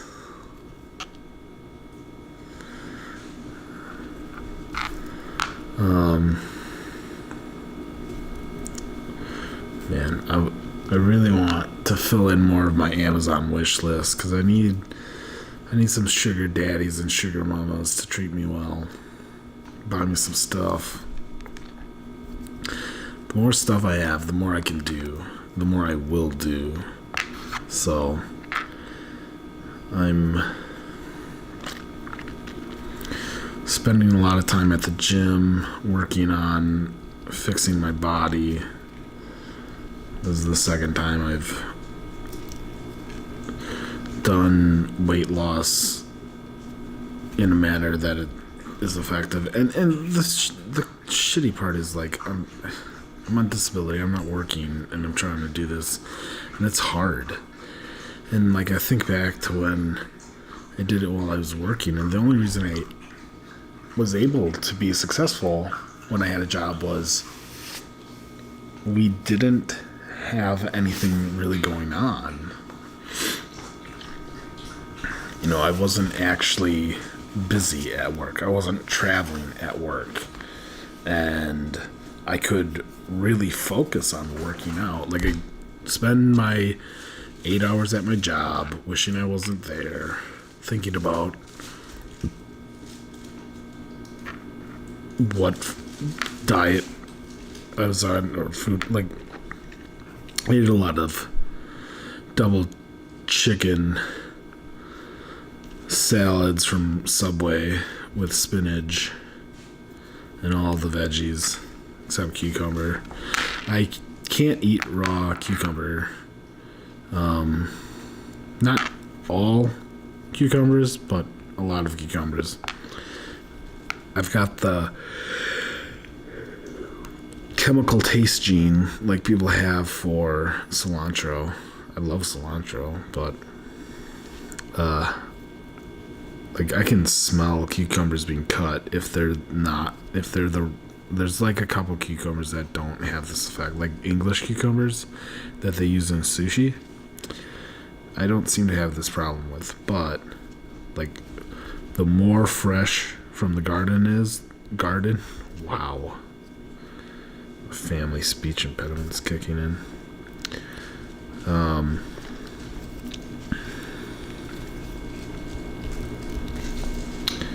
Yeah.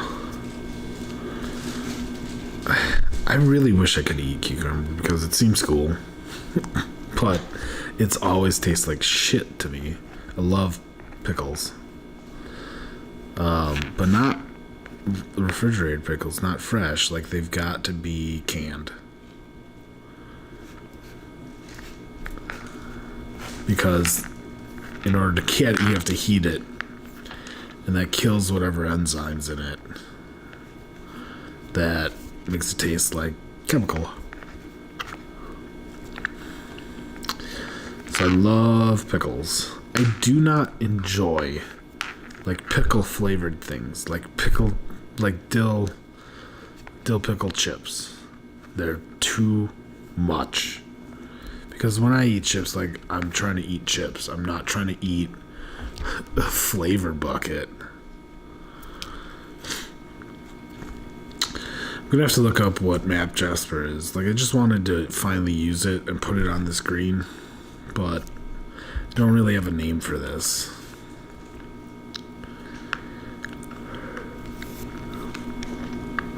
Got names for others. The green amber on green is Sunshine in Your Heart. Tiger's Eye on green is Love Yourself. This Labrador light on green is Magic in Your Heart. I've got it's not part of the In Your Heart series, but the Toph, the Hematite on green. For the Toph Metal Bender Band, and Lava Stone for Bolin Lava Bender.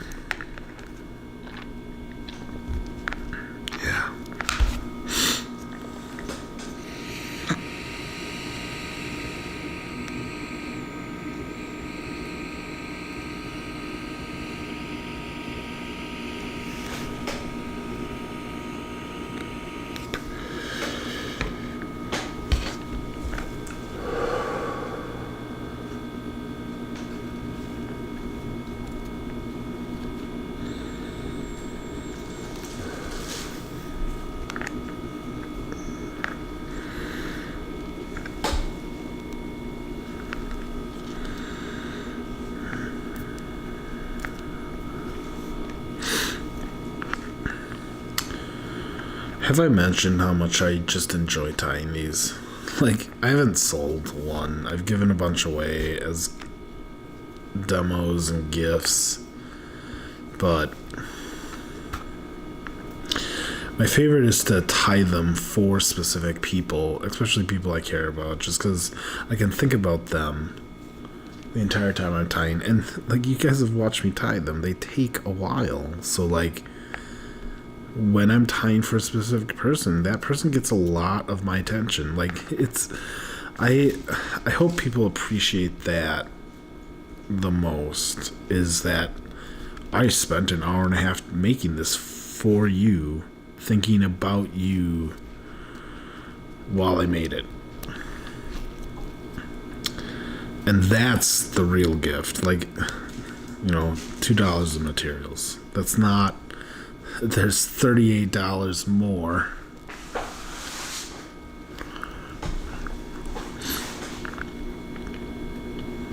Of just my time, of just me going into it.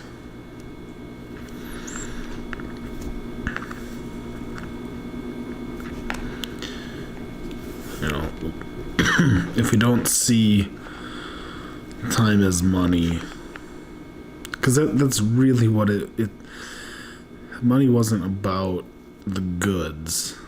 It was about the time for those goods. And then, like, that's the shitty thing. Like, people found resources and they're like, well, this isn't time, but it is a resource, and now you're just gonna pay for it because I have ownership rights to the resource. So passive income, you're not doing shit, and now you're expecting everybody else to work. That's how I feel about people with money. It's like, I'm making my own money. You're making your own money off of other people's money that you hoarded. Like, there's too many people that don't produce anything, don't do anything. So, but I am gonna look up a bunch of passive income things, and I'm gonna do whatever I can do, because I just don't. Like, I need to live a life where I don't have to worry about money, so I can make art. I can make the world a better place. I can be out there, because there's a lot of people full of themselves about, like, how amazing and interesting they are, but I'm constantly, like,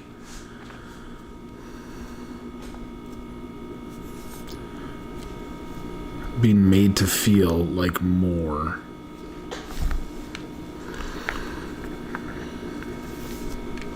And people have always seen more in me, more that I could do. And it's true, I just have some low needs.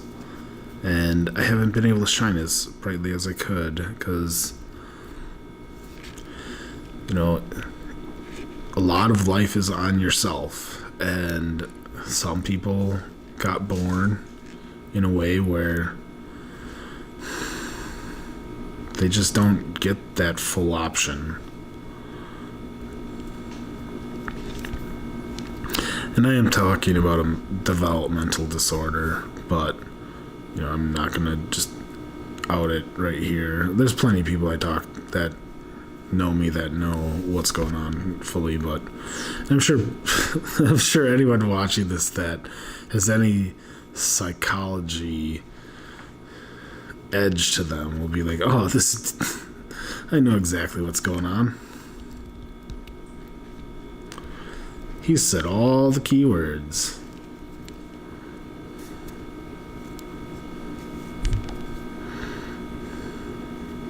I don't know. I probably talked about stuff being DM. I don't know. Sometimes I forget what I've actually said in the live stream versus what I've said between and been like, oh man, I wish I were live streaming this. So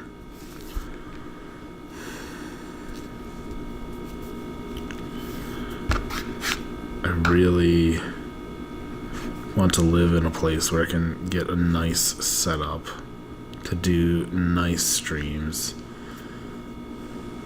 And even, like, I need to watch some Good Mythical Morning again. Like, are they still doing that? I haven't watched in a long, long time. And, you know, I kept wanting to do some YouTube stuff, but I didn't want to do it alone. And, like, that was the biggest thing for this last decade is I just was tired of doing everything by myself. And, like, that's where people really... I'm not going to tell you guys you're thriving, because you're not. But that's just where a lot of people want to be. Self-sufficient, which is a fallacy. Like, you can't be self-sufficient. I don't care what you're doing, what you're saying. You're just not. Like, shut up. You're not. Like, self-sufficient, not from the day you were born. Someone took care of you. Otherwise, you wouldn't be here.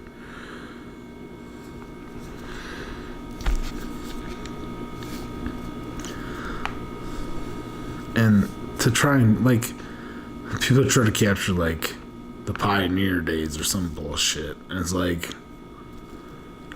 there were a lot of abandoned cabins. Like, that's what you don't get. There were a lot of abandoned cabins, not because people chose to leave, because they died and never made it home. And the bodies you find were the wife and children that starved to death because the man fell off a cliff into a river and floated away or some bullshit. I don't know. Shallow grave is only half a child because the other half got cooked and eaten. So, I don't know, the people that are just like, you can be self-sufficient, you can do this stuff, like, has forgotten. You've just forgotten what it took to get to here. And it wasn't everyone living isolated self-sufficiently. It was people working together as communities and building things. And I understand that we can't get along right now, because half the people think that we can just live a different way than community. They want to go back to before community. They're like, oh, we accomplished this, so we can just go back. And they don't understand that they never lived in this world that they think existed. They were a child in the world that existed, that they want to live in. And what you saw was not what was actually happening or there. Like,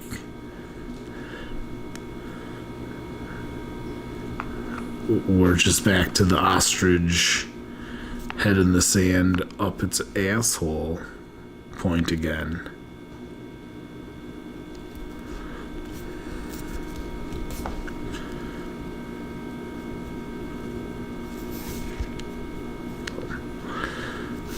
The only way we're going to fix stuff is to be hyper-progressive, hyper-socialist, and just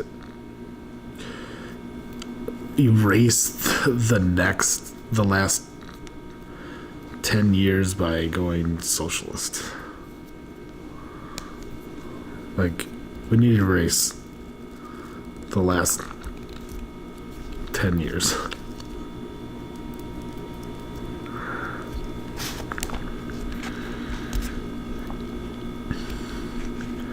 Wish I didn't say that. It's just the last decade was garbage. It's just garbage. It had nothing to do with COVID. You know exactly what it had to do with. Even when people were like, "Oh, it was great," you're just lying. You're such a liar. Like, quit lying. Why are you lying? Just don't need you to lie to me anymore. The stats. Yeah, those stats. Like, your finances are a decade old. We haven't even seen the destruction that the last decade is going to do. And a bunch of boomers will be dead, so they won't have to actually deal with it. No one really gets the delayed effect. Like, You think the person you voted for actually did anything? No. We'll know in 10 years. Maybe longer. But how many presidents do you actually remember their name of? Exactly. Most of them don't mean shit. And they're not supposed to. They're just supposed to, like, president, they preside, they oversee. They're not actually supposed to do anything. They're just supposed to make sure everybody else does their job and does it correctly. When they don't, they go, you guys are dumbasses, what are you doing? But we think, we keep trying to make it a business. And it's like, well, it's not business. Most of this government shit is personal. Even though it's the government. And I don't know. It just... it reminds me of a lot of women that, like, were upset they were breaking up with me. Or not wanting to continue. It was... I don't know, they were very weird. It's like, why are you crying? You're the one that doesn't want to continue. But they'd also be like, it's nothing personal. It's like, no, it's 100% personal. It better be personal. Like, if it's not personal, I don't understand why you're doing it then. Like, if this is business, like, this all makes business sense. To not stick around, but, you know, that's the thing, like, government isn't business. And we don't get that. And we don't understand. Like, the problem with businesses, they made businesses, and there's, like, an algorithm of how to be successful. Because you're trying to cheat people out of their money. That's all business is. You know, you're trying to understand. It's because you can cheat legitimately too. Like, it's not necessarily a negative thing. You know, you're trying to trick people out of their money to give you their money for something that they could have done themselves or discovered, but they would have had to trade a bunch of time. And what you're charging is enough for them to go, my time is more valuable than to spend it learning this when I can pay this sub-standard amount for it. Because, like, what you're not going to pay for something that you could make or do if it were easier than the money. So these $40 bracelets are $40 because, you know, just tying these stupid knots is like 40 minutes. Just the snake knots, not the other part, not any of the pro. Like you can watch it. Like, I mean, I guess you can buy these supplies, but you're gonna have all these extra supplies. Like, people are like, sell kits. I'm like, in order for me to mess around with kit, I'm gonna have to charge at least 25% of the manufactured, which makes sense because markup is 300%, not times 300%, 300% plus. So 1/4 off should take my 300% markup for my time. And like I said, it's $2 of materials to me, ish. But I'm buying in bulk. Like, you're not gonna buy 7 pieces of amber for. I mean, you pay.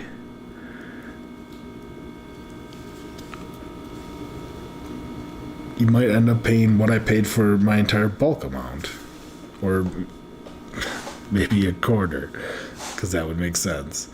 But still, like, the amount I buy, like, it's not a terrible huge amount, but if you're only going to make 1 or 2 bracelets, like, you just got this pile of amber, loose amber left. Like, what are you going to do with it? Nothing. So, like, I can't sell them for cost because for the kits, because there's time involved, and I'd have to package them in something. You know, so even if I did just mark up 300% to like $8, like, there's still like, you know, I still have to buy packaging, so there's more money there, and you know, I'm gonna make I'd have to make a nice video to like show people and like show like tips and hints, and I don't know, I just don't want to make, because I'd have to give you, you know, the bead line I usually make 16 inches for the bracelets. But if I give it to you, I'm going to have to do 24 or maybe even 36, because I don't know if you'll be able to melt the end. If I have to thread the beads as part of the kit, well, that's time, so now I got to charge more. So if it's just like separating and sorting and throwing into bags, you know, like, it might be a little cheaper, but if I have to thread, then I'm going to have to charge more, and I don't know. I don't really want to do kits, because I want to make them. I want to make them for people. So, you know, kits to me are unappealing because it's just me as some weird middle person. I don't know. I just don't want to do it.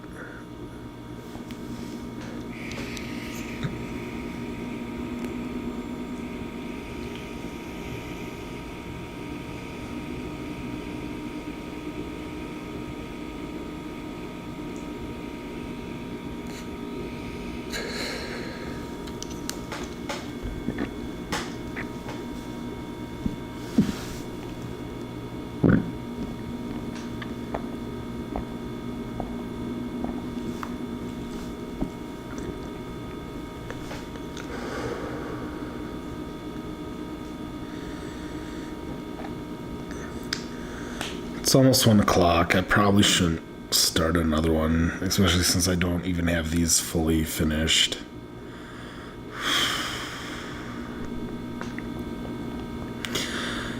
I've been staying up way too late after the streams because my mind just stays active, so hopefully I can get my room cleaned up. It's not good. But if I can get that cleaned up and get things rearranged a little bit, I might be able to get a table in there to work on, and then I don't have to wait for space out in the common area where it's quiet and I can be alone in public. If you don't get the joke, it's because I don't know if I've told it in the stream. I've been saying it a lot. I think I started going to the gym to meet people, make friends, and the one friend I did make said that a lot of people come to the gym, including her, to be alone, pause, in public. Funny face, because it sounds absurd. You know, that I got a kick out of that when she told me that. She's like, a lot of people come to the gym to be by themselves in public. I'm like, okay. And it makes sense. Like, you can't buy all that equipment. You can buy substitutes, but it's not the same. It's not the same as having a full wall of weights that you can just pick up and go. Nice sturdy equipment that you don't have to worry about like getting hurt on because it falls over or whatever, like. And then you know, a pool and sauna, steam room, hot tub that you don't have to maintain. You just pay a monthly fee to be a member. It's not that bad. You know, I spent a lot of money on exercise stuff and healthcare and whatnot, and I mean, going to the Y has been a great value for what I've gotten, especially since I could add unlimited yoga for $15 a month on top of it. And I tried looking at yoga classes at some other places, and they're $25 a pop, or like the unlimiteds are well over 100, and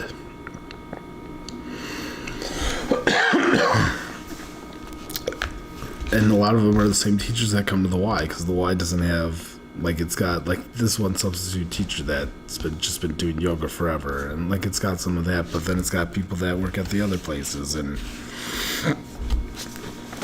you know, they can't offer everything, but it's been a really good value, and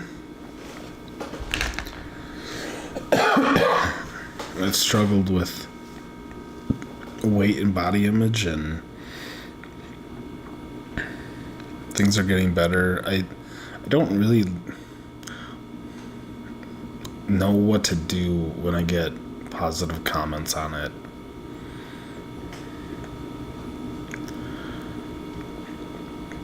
I think I just want them from specific people, and like, it's weird when it comes from like family, because it's like, well, I don't know. There's weird feels. I mean, especially having dealt with it my whole life, even from elementary, just not understanding my body and mind, and not having the right resources or foods or anything. Like, it's interesting. I get a lot of questions and comments because I've got some cousins that live with their parents still too. Like, it's hard, you know, I'm 40, so it was hard to like come back and have to like do this a couple years ago, but excuse me, I have a lot of chest muscles breaking up, a lot of heart chakra muscles breaking up, and solar plexus. I just have we're pulling on my diaphragm.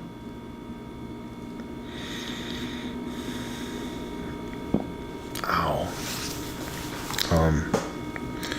Yeah, it was hard to admit that I just couldn't live on my own, and it was even harder for other people to see that fully.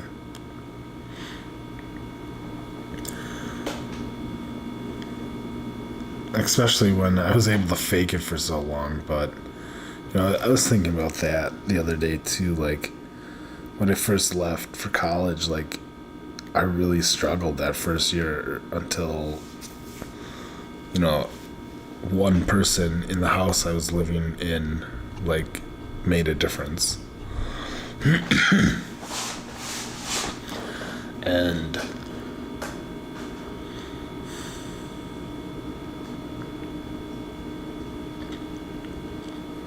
never really got better.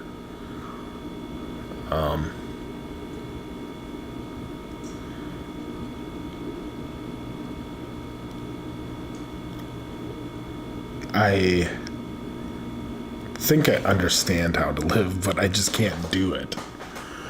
Like, I wish I could focus on the things that I feel I'm the best at, and some more monotonous things that I just don't care about. Like, I just need help doing.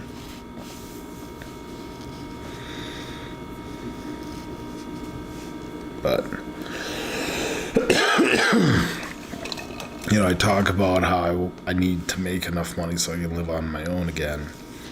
but like I really don't know if I mean that like on my own, because I don't know how to do that. Like I screwed it up, and I don't have the ability to understand how to do that as properly as I need to.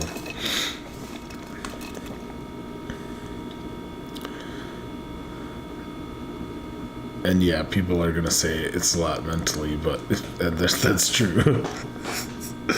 But you know, I can't fix that. There's nothing that can be fixed.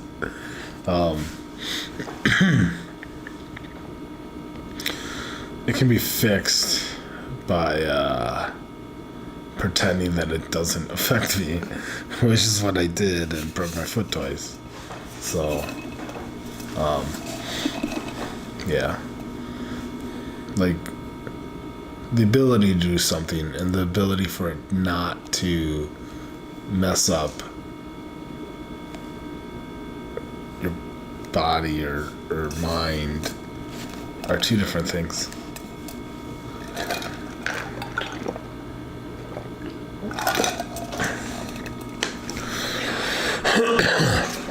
You know, they call that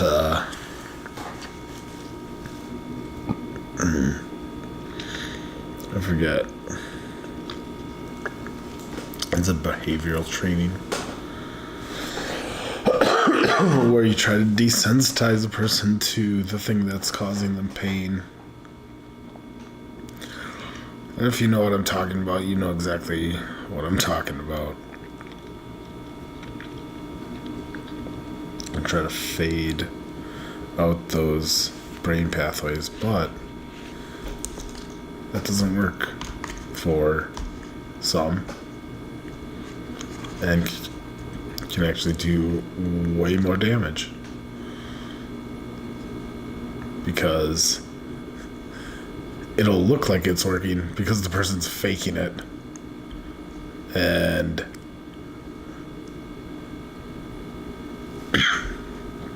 that's what destroys your body and other aspects of your mental health.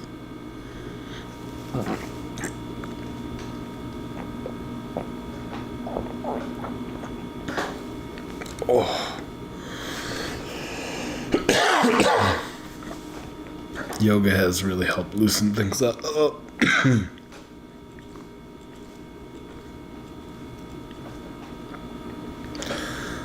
I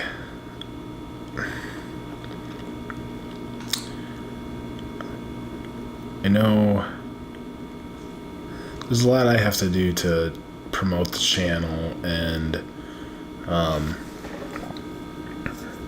you know, I gotta figure out what people want to see, want to watch, and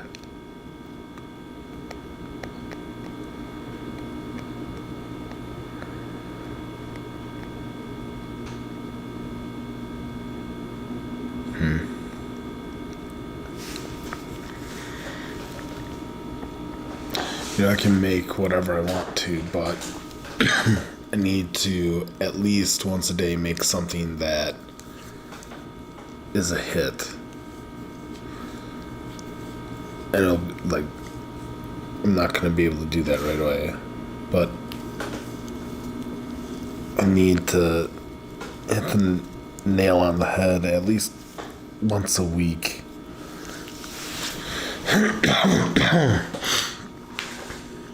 Ow.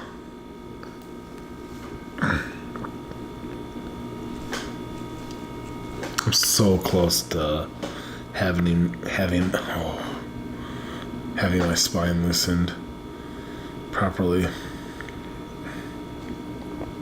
My shoulders are a problem, my hips are a problem. You know, I broke the same foot twice, my right foot. I feel lucky that I didn't do it to both feet, because I don't know. It sucked both times so bad. You know, there's some fractures that you're just not allowed to do anything.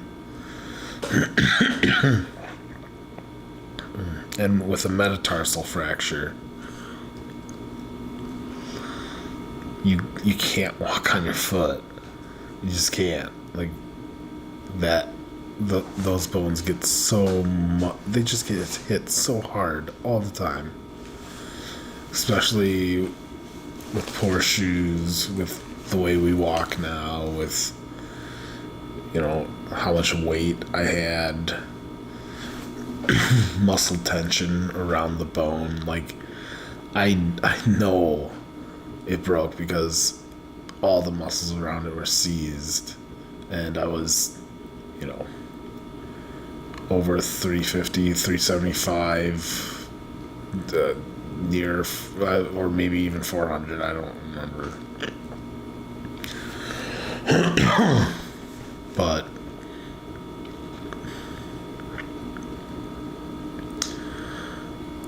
you know, I've recently felt, as I've been able to relax muscles in my upper body, you know, it's always traveled down. Sometimes it's felt like a big string going all the way down, but this recent one, like, it felt like it wrapped around, or it unwrapped around the bone.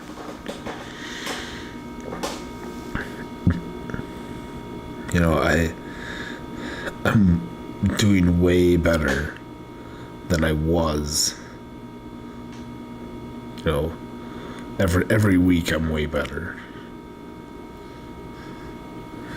Maybe not every day, but every week.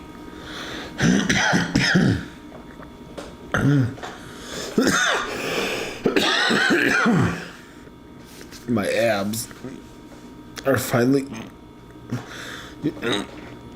Oh, Jesus. I should just end the stream.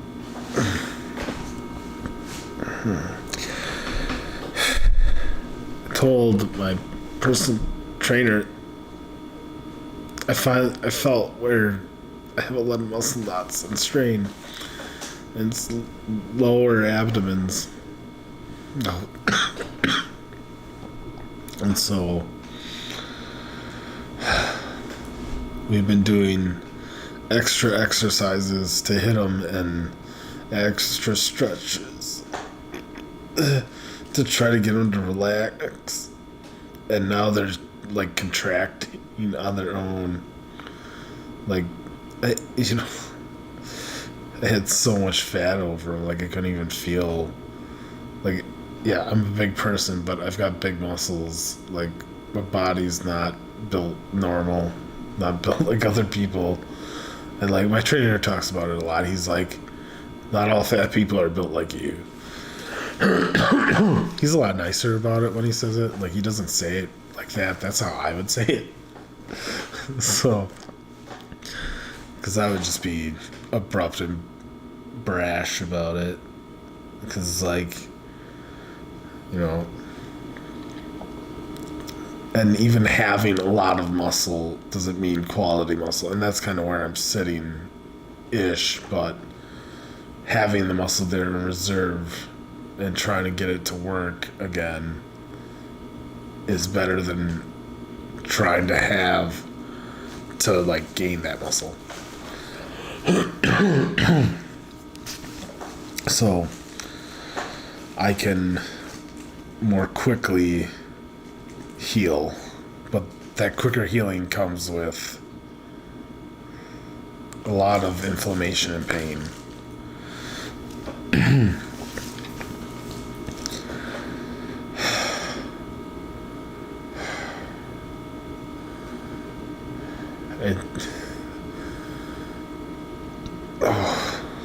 They hurt.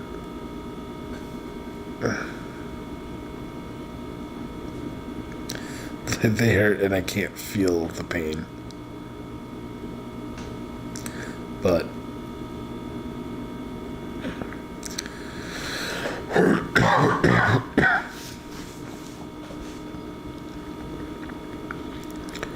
well, I was hoping to do just a little more tonight, but I've just been sitting here talking, trying to relax my abs while sitting in a chair. So it's time to just end, call it for the night. We'll finish these up tomorrow. And sometimes the folks are gone on the weekend. They volunteer EMS in the small town next over. So if they're both gone, I should ask. Asking would be way simpler than just whatever. But they might be gone all weekend. Sometimes they are. So I'll be able to, like, stream during the day. Except, well, Saturday, I'm going to play some games with my grandma. I'll bring my equipment and see if she's interested. But she's 90, and I'm not going to press the issue. She doesn't want to. She thinks it's too weird. But she might not. She's a pretty outgoing person. And I've always wanted to capture her. I'm sad that I can't do it for my other grandparents because they're already gone. But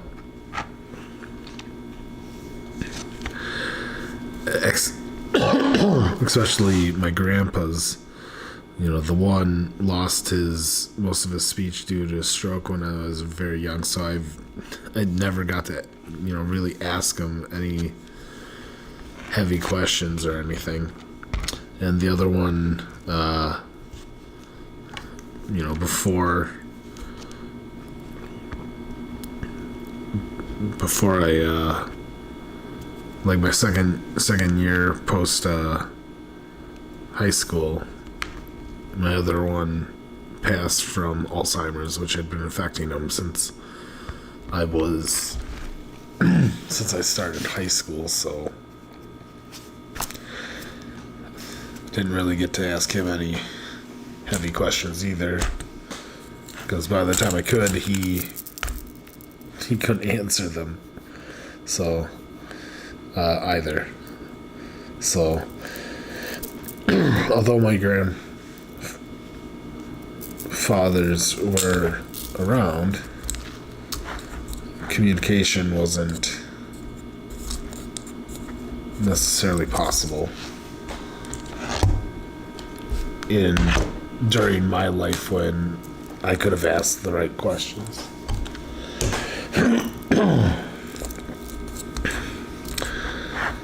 My grandmother's,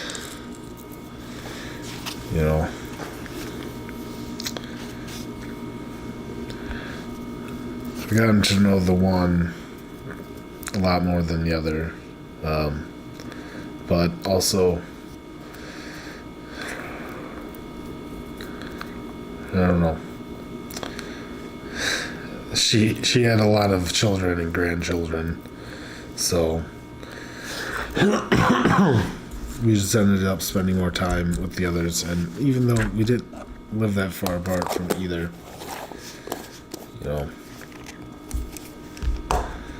but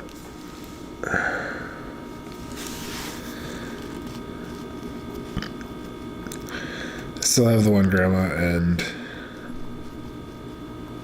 she's got some cool stories. She's was the most adventurous, and then now she's not very adventurous. Now she's just a homebody because she did a lot of stuff, and she's just kind of she's happy with where she's at. She's happy with how her life is, and I can't blame her for that. I want the best for her, and so I'm like, hey, when you gonna move out of the house and like go somewhere where you don't have to worry about all this stuff? She's like, I'm not moving out, I'm gonna die here. And I'm like, all right, I never have to ask this question ever again. She was so certain that's what's gonna happen.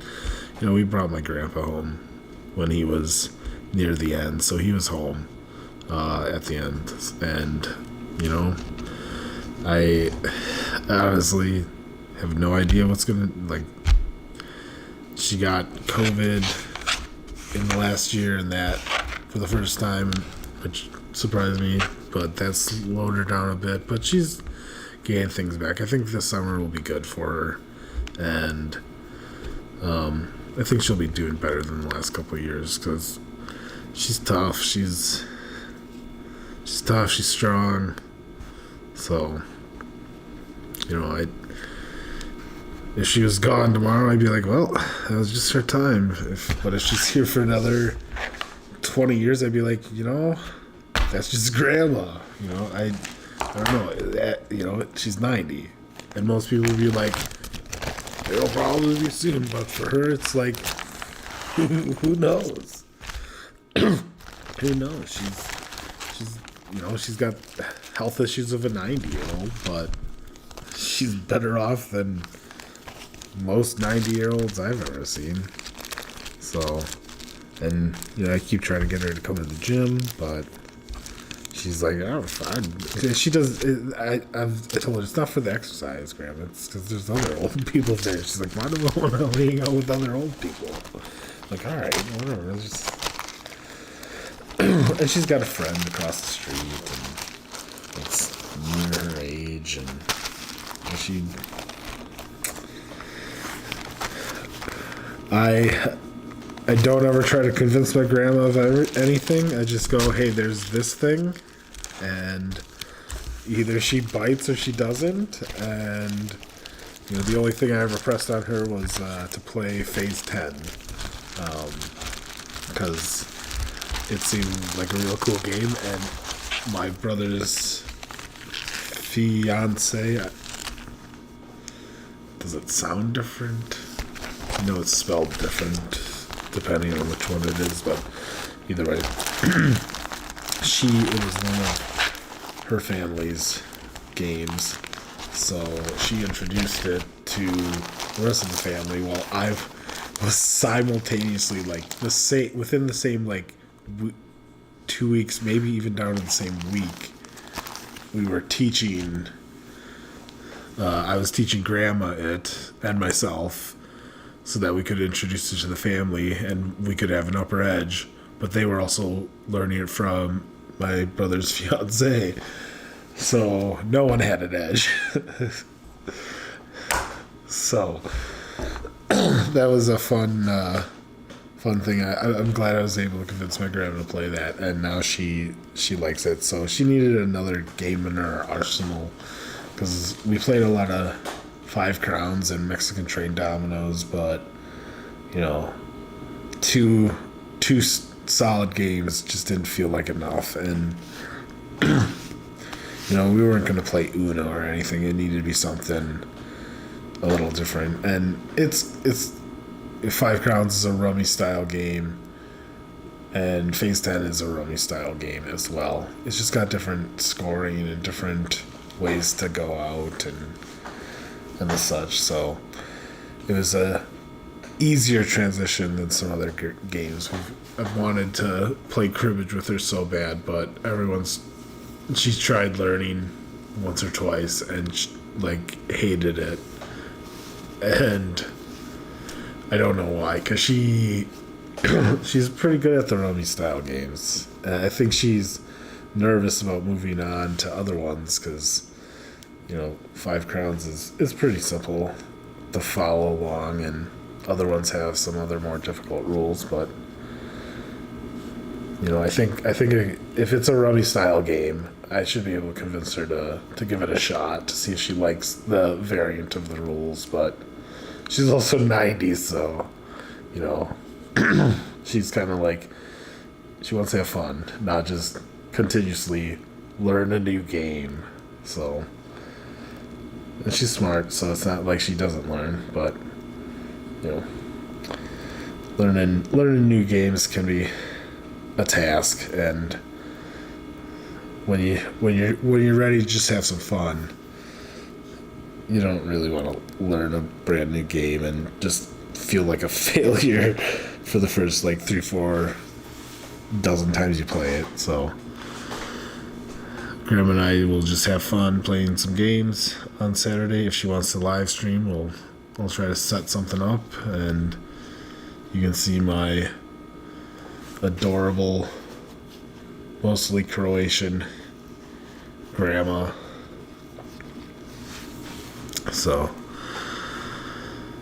we'll see what she has to say about that. And then Sunday, I'm visiting Mark and Jenny. My friend Mark had a massive stroke a couple years before COVID, and he reminds me a lot of what my grandpa went through, and he's working hard to try to get as much mobility, as much speech back as possible. But it was a major stroke, so we'll see how much he can do. So it's a lot of work, and he's gung-ho about live streaming. He always had ideas to do fun things that I always wanted to do with him, and we didn't necessarily get around to it. But now I want to do some stuff with him that he can do, and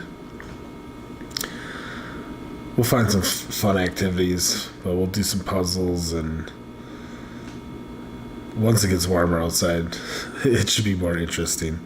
So, but I'm hoping this opens up some doors, because he's always up for an adventure, and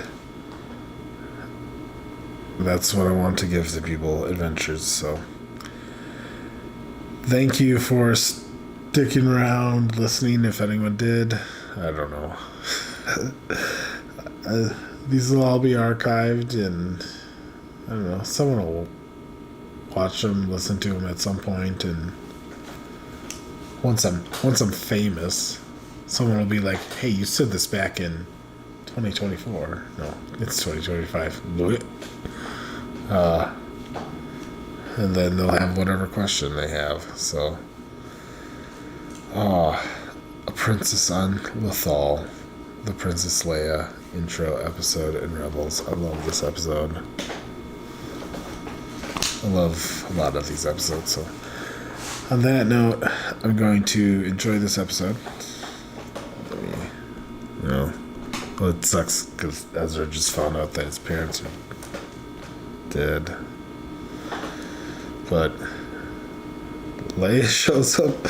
So, anyway, before I talk for another hour to empty air, I appreciate anyone that checks in to any of my content. I'm enjoying filming the dogs and be with the dog. It's unfair for them that I gotta set up some stuff and take a little extra time, and I'm still trying to figure out how to do that and still be able to go through my day, because I've been running tight getting to yoga, so and I don't want to be late, so, but I want to keep live streaming stuff as much as I can, but I can use your help so I can do as much as possible. Subscribe to my channel, watch some vids, throw them on in the background. That's what will help me become a content creator that's getting paid. And yeah, if you like the video and comment, I'll I will respond, and I want an engaging community, and eventually to do some Q&As about whatever I'm doing. And hopefully, we'll just try to grow as much as we can, get a nice channel going, because I hope I can produce some content that people want to watch. On that note, Keep your heart centered. See you next.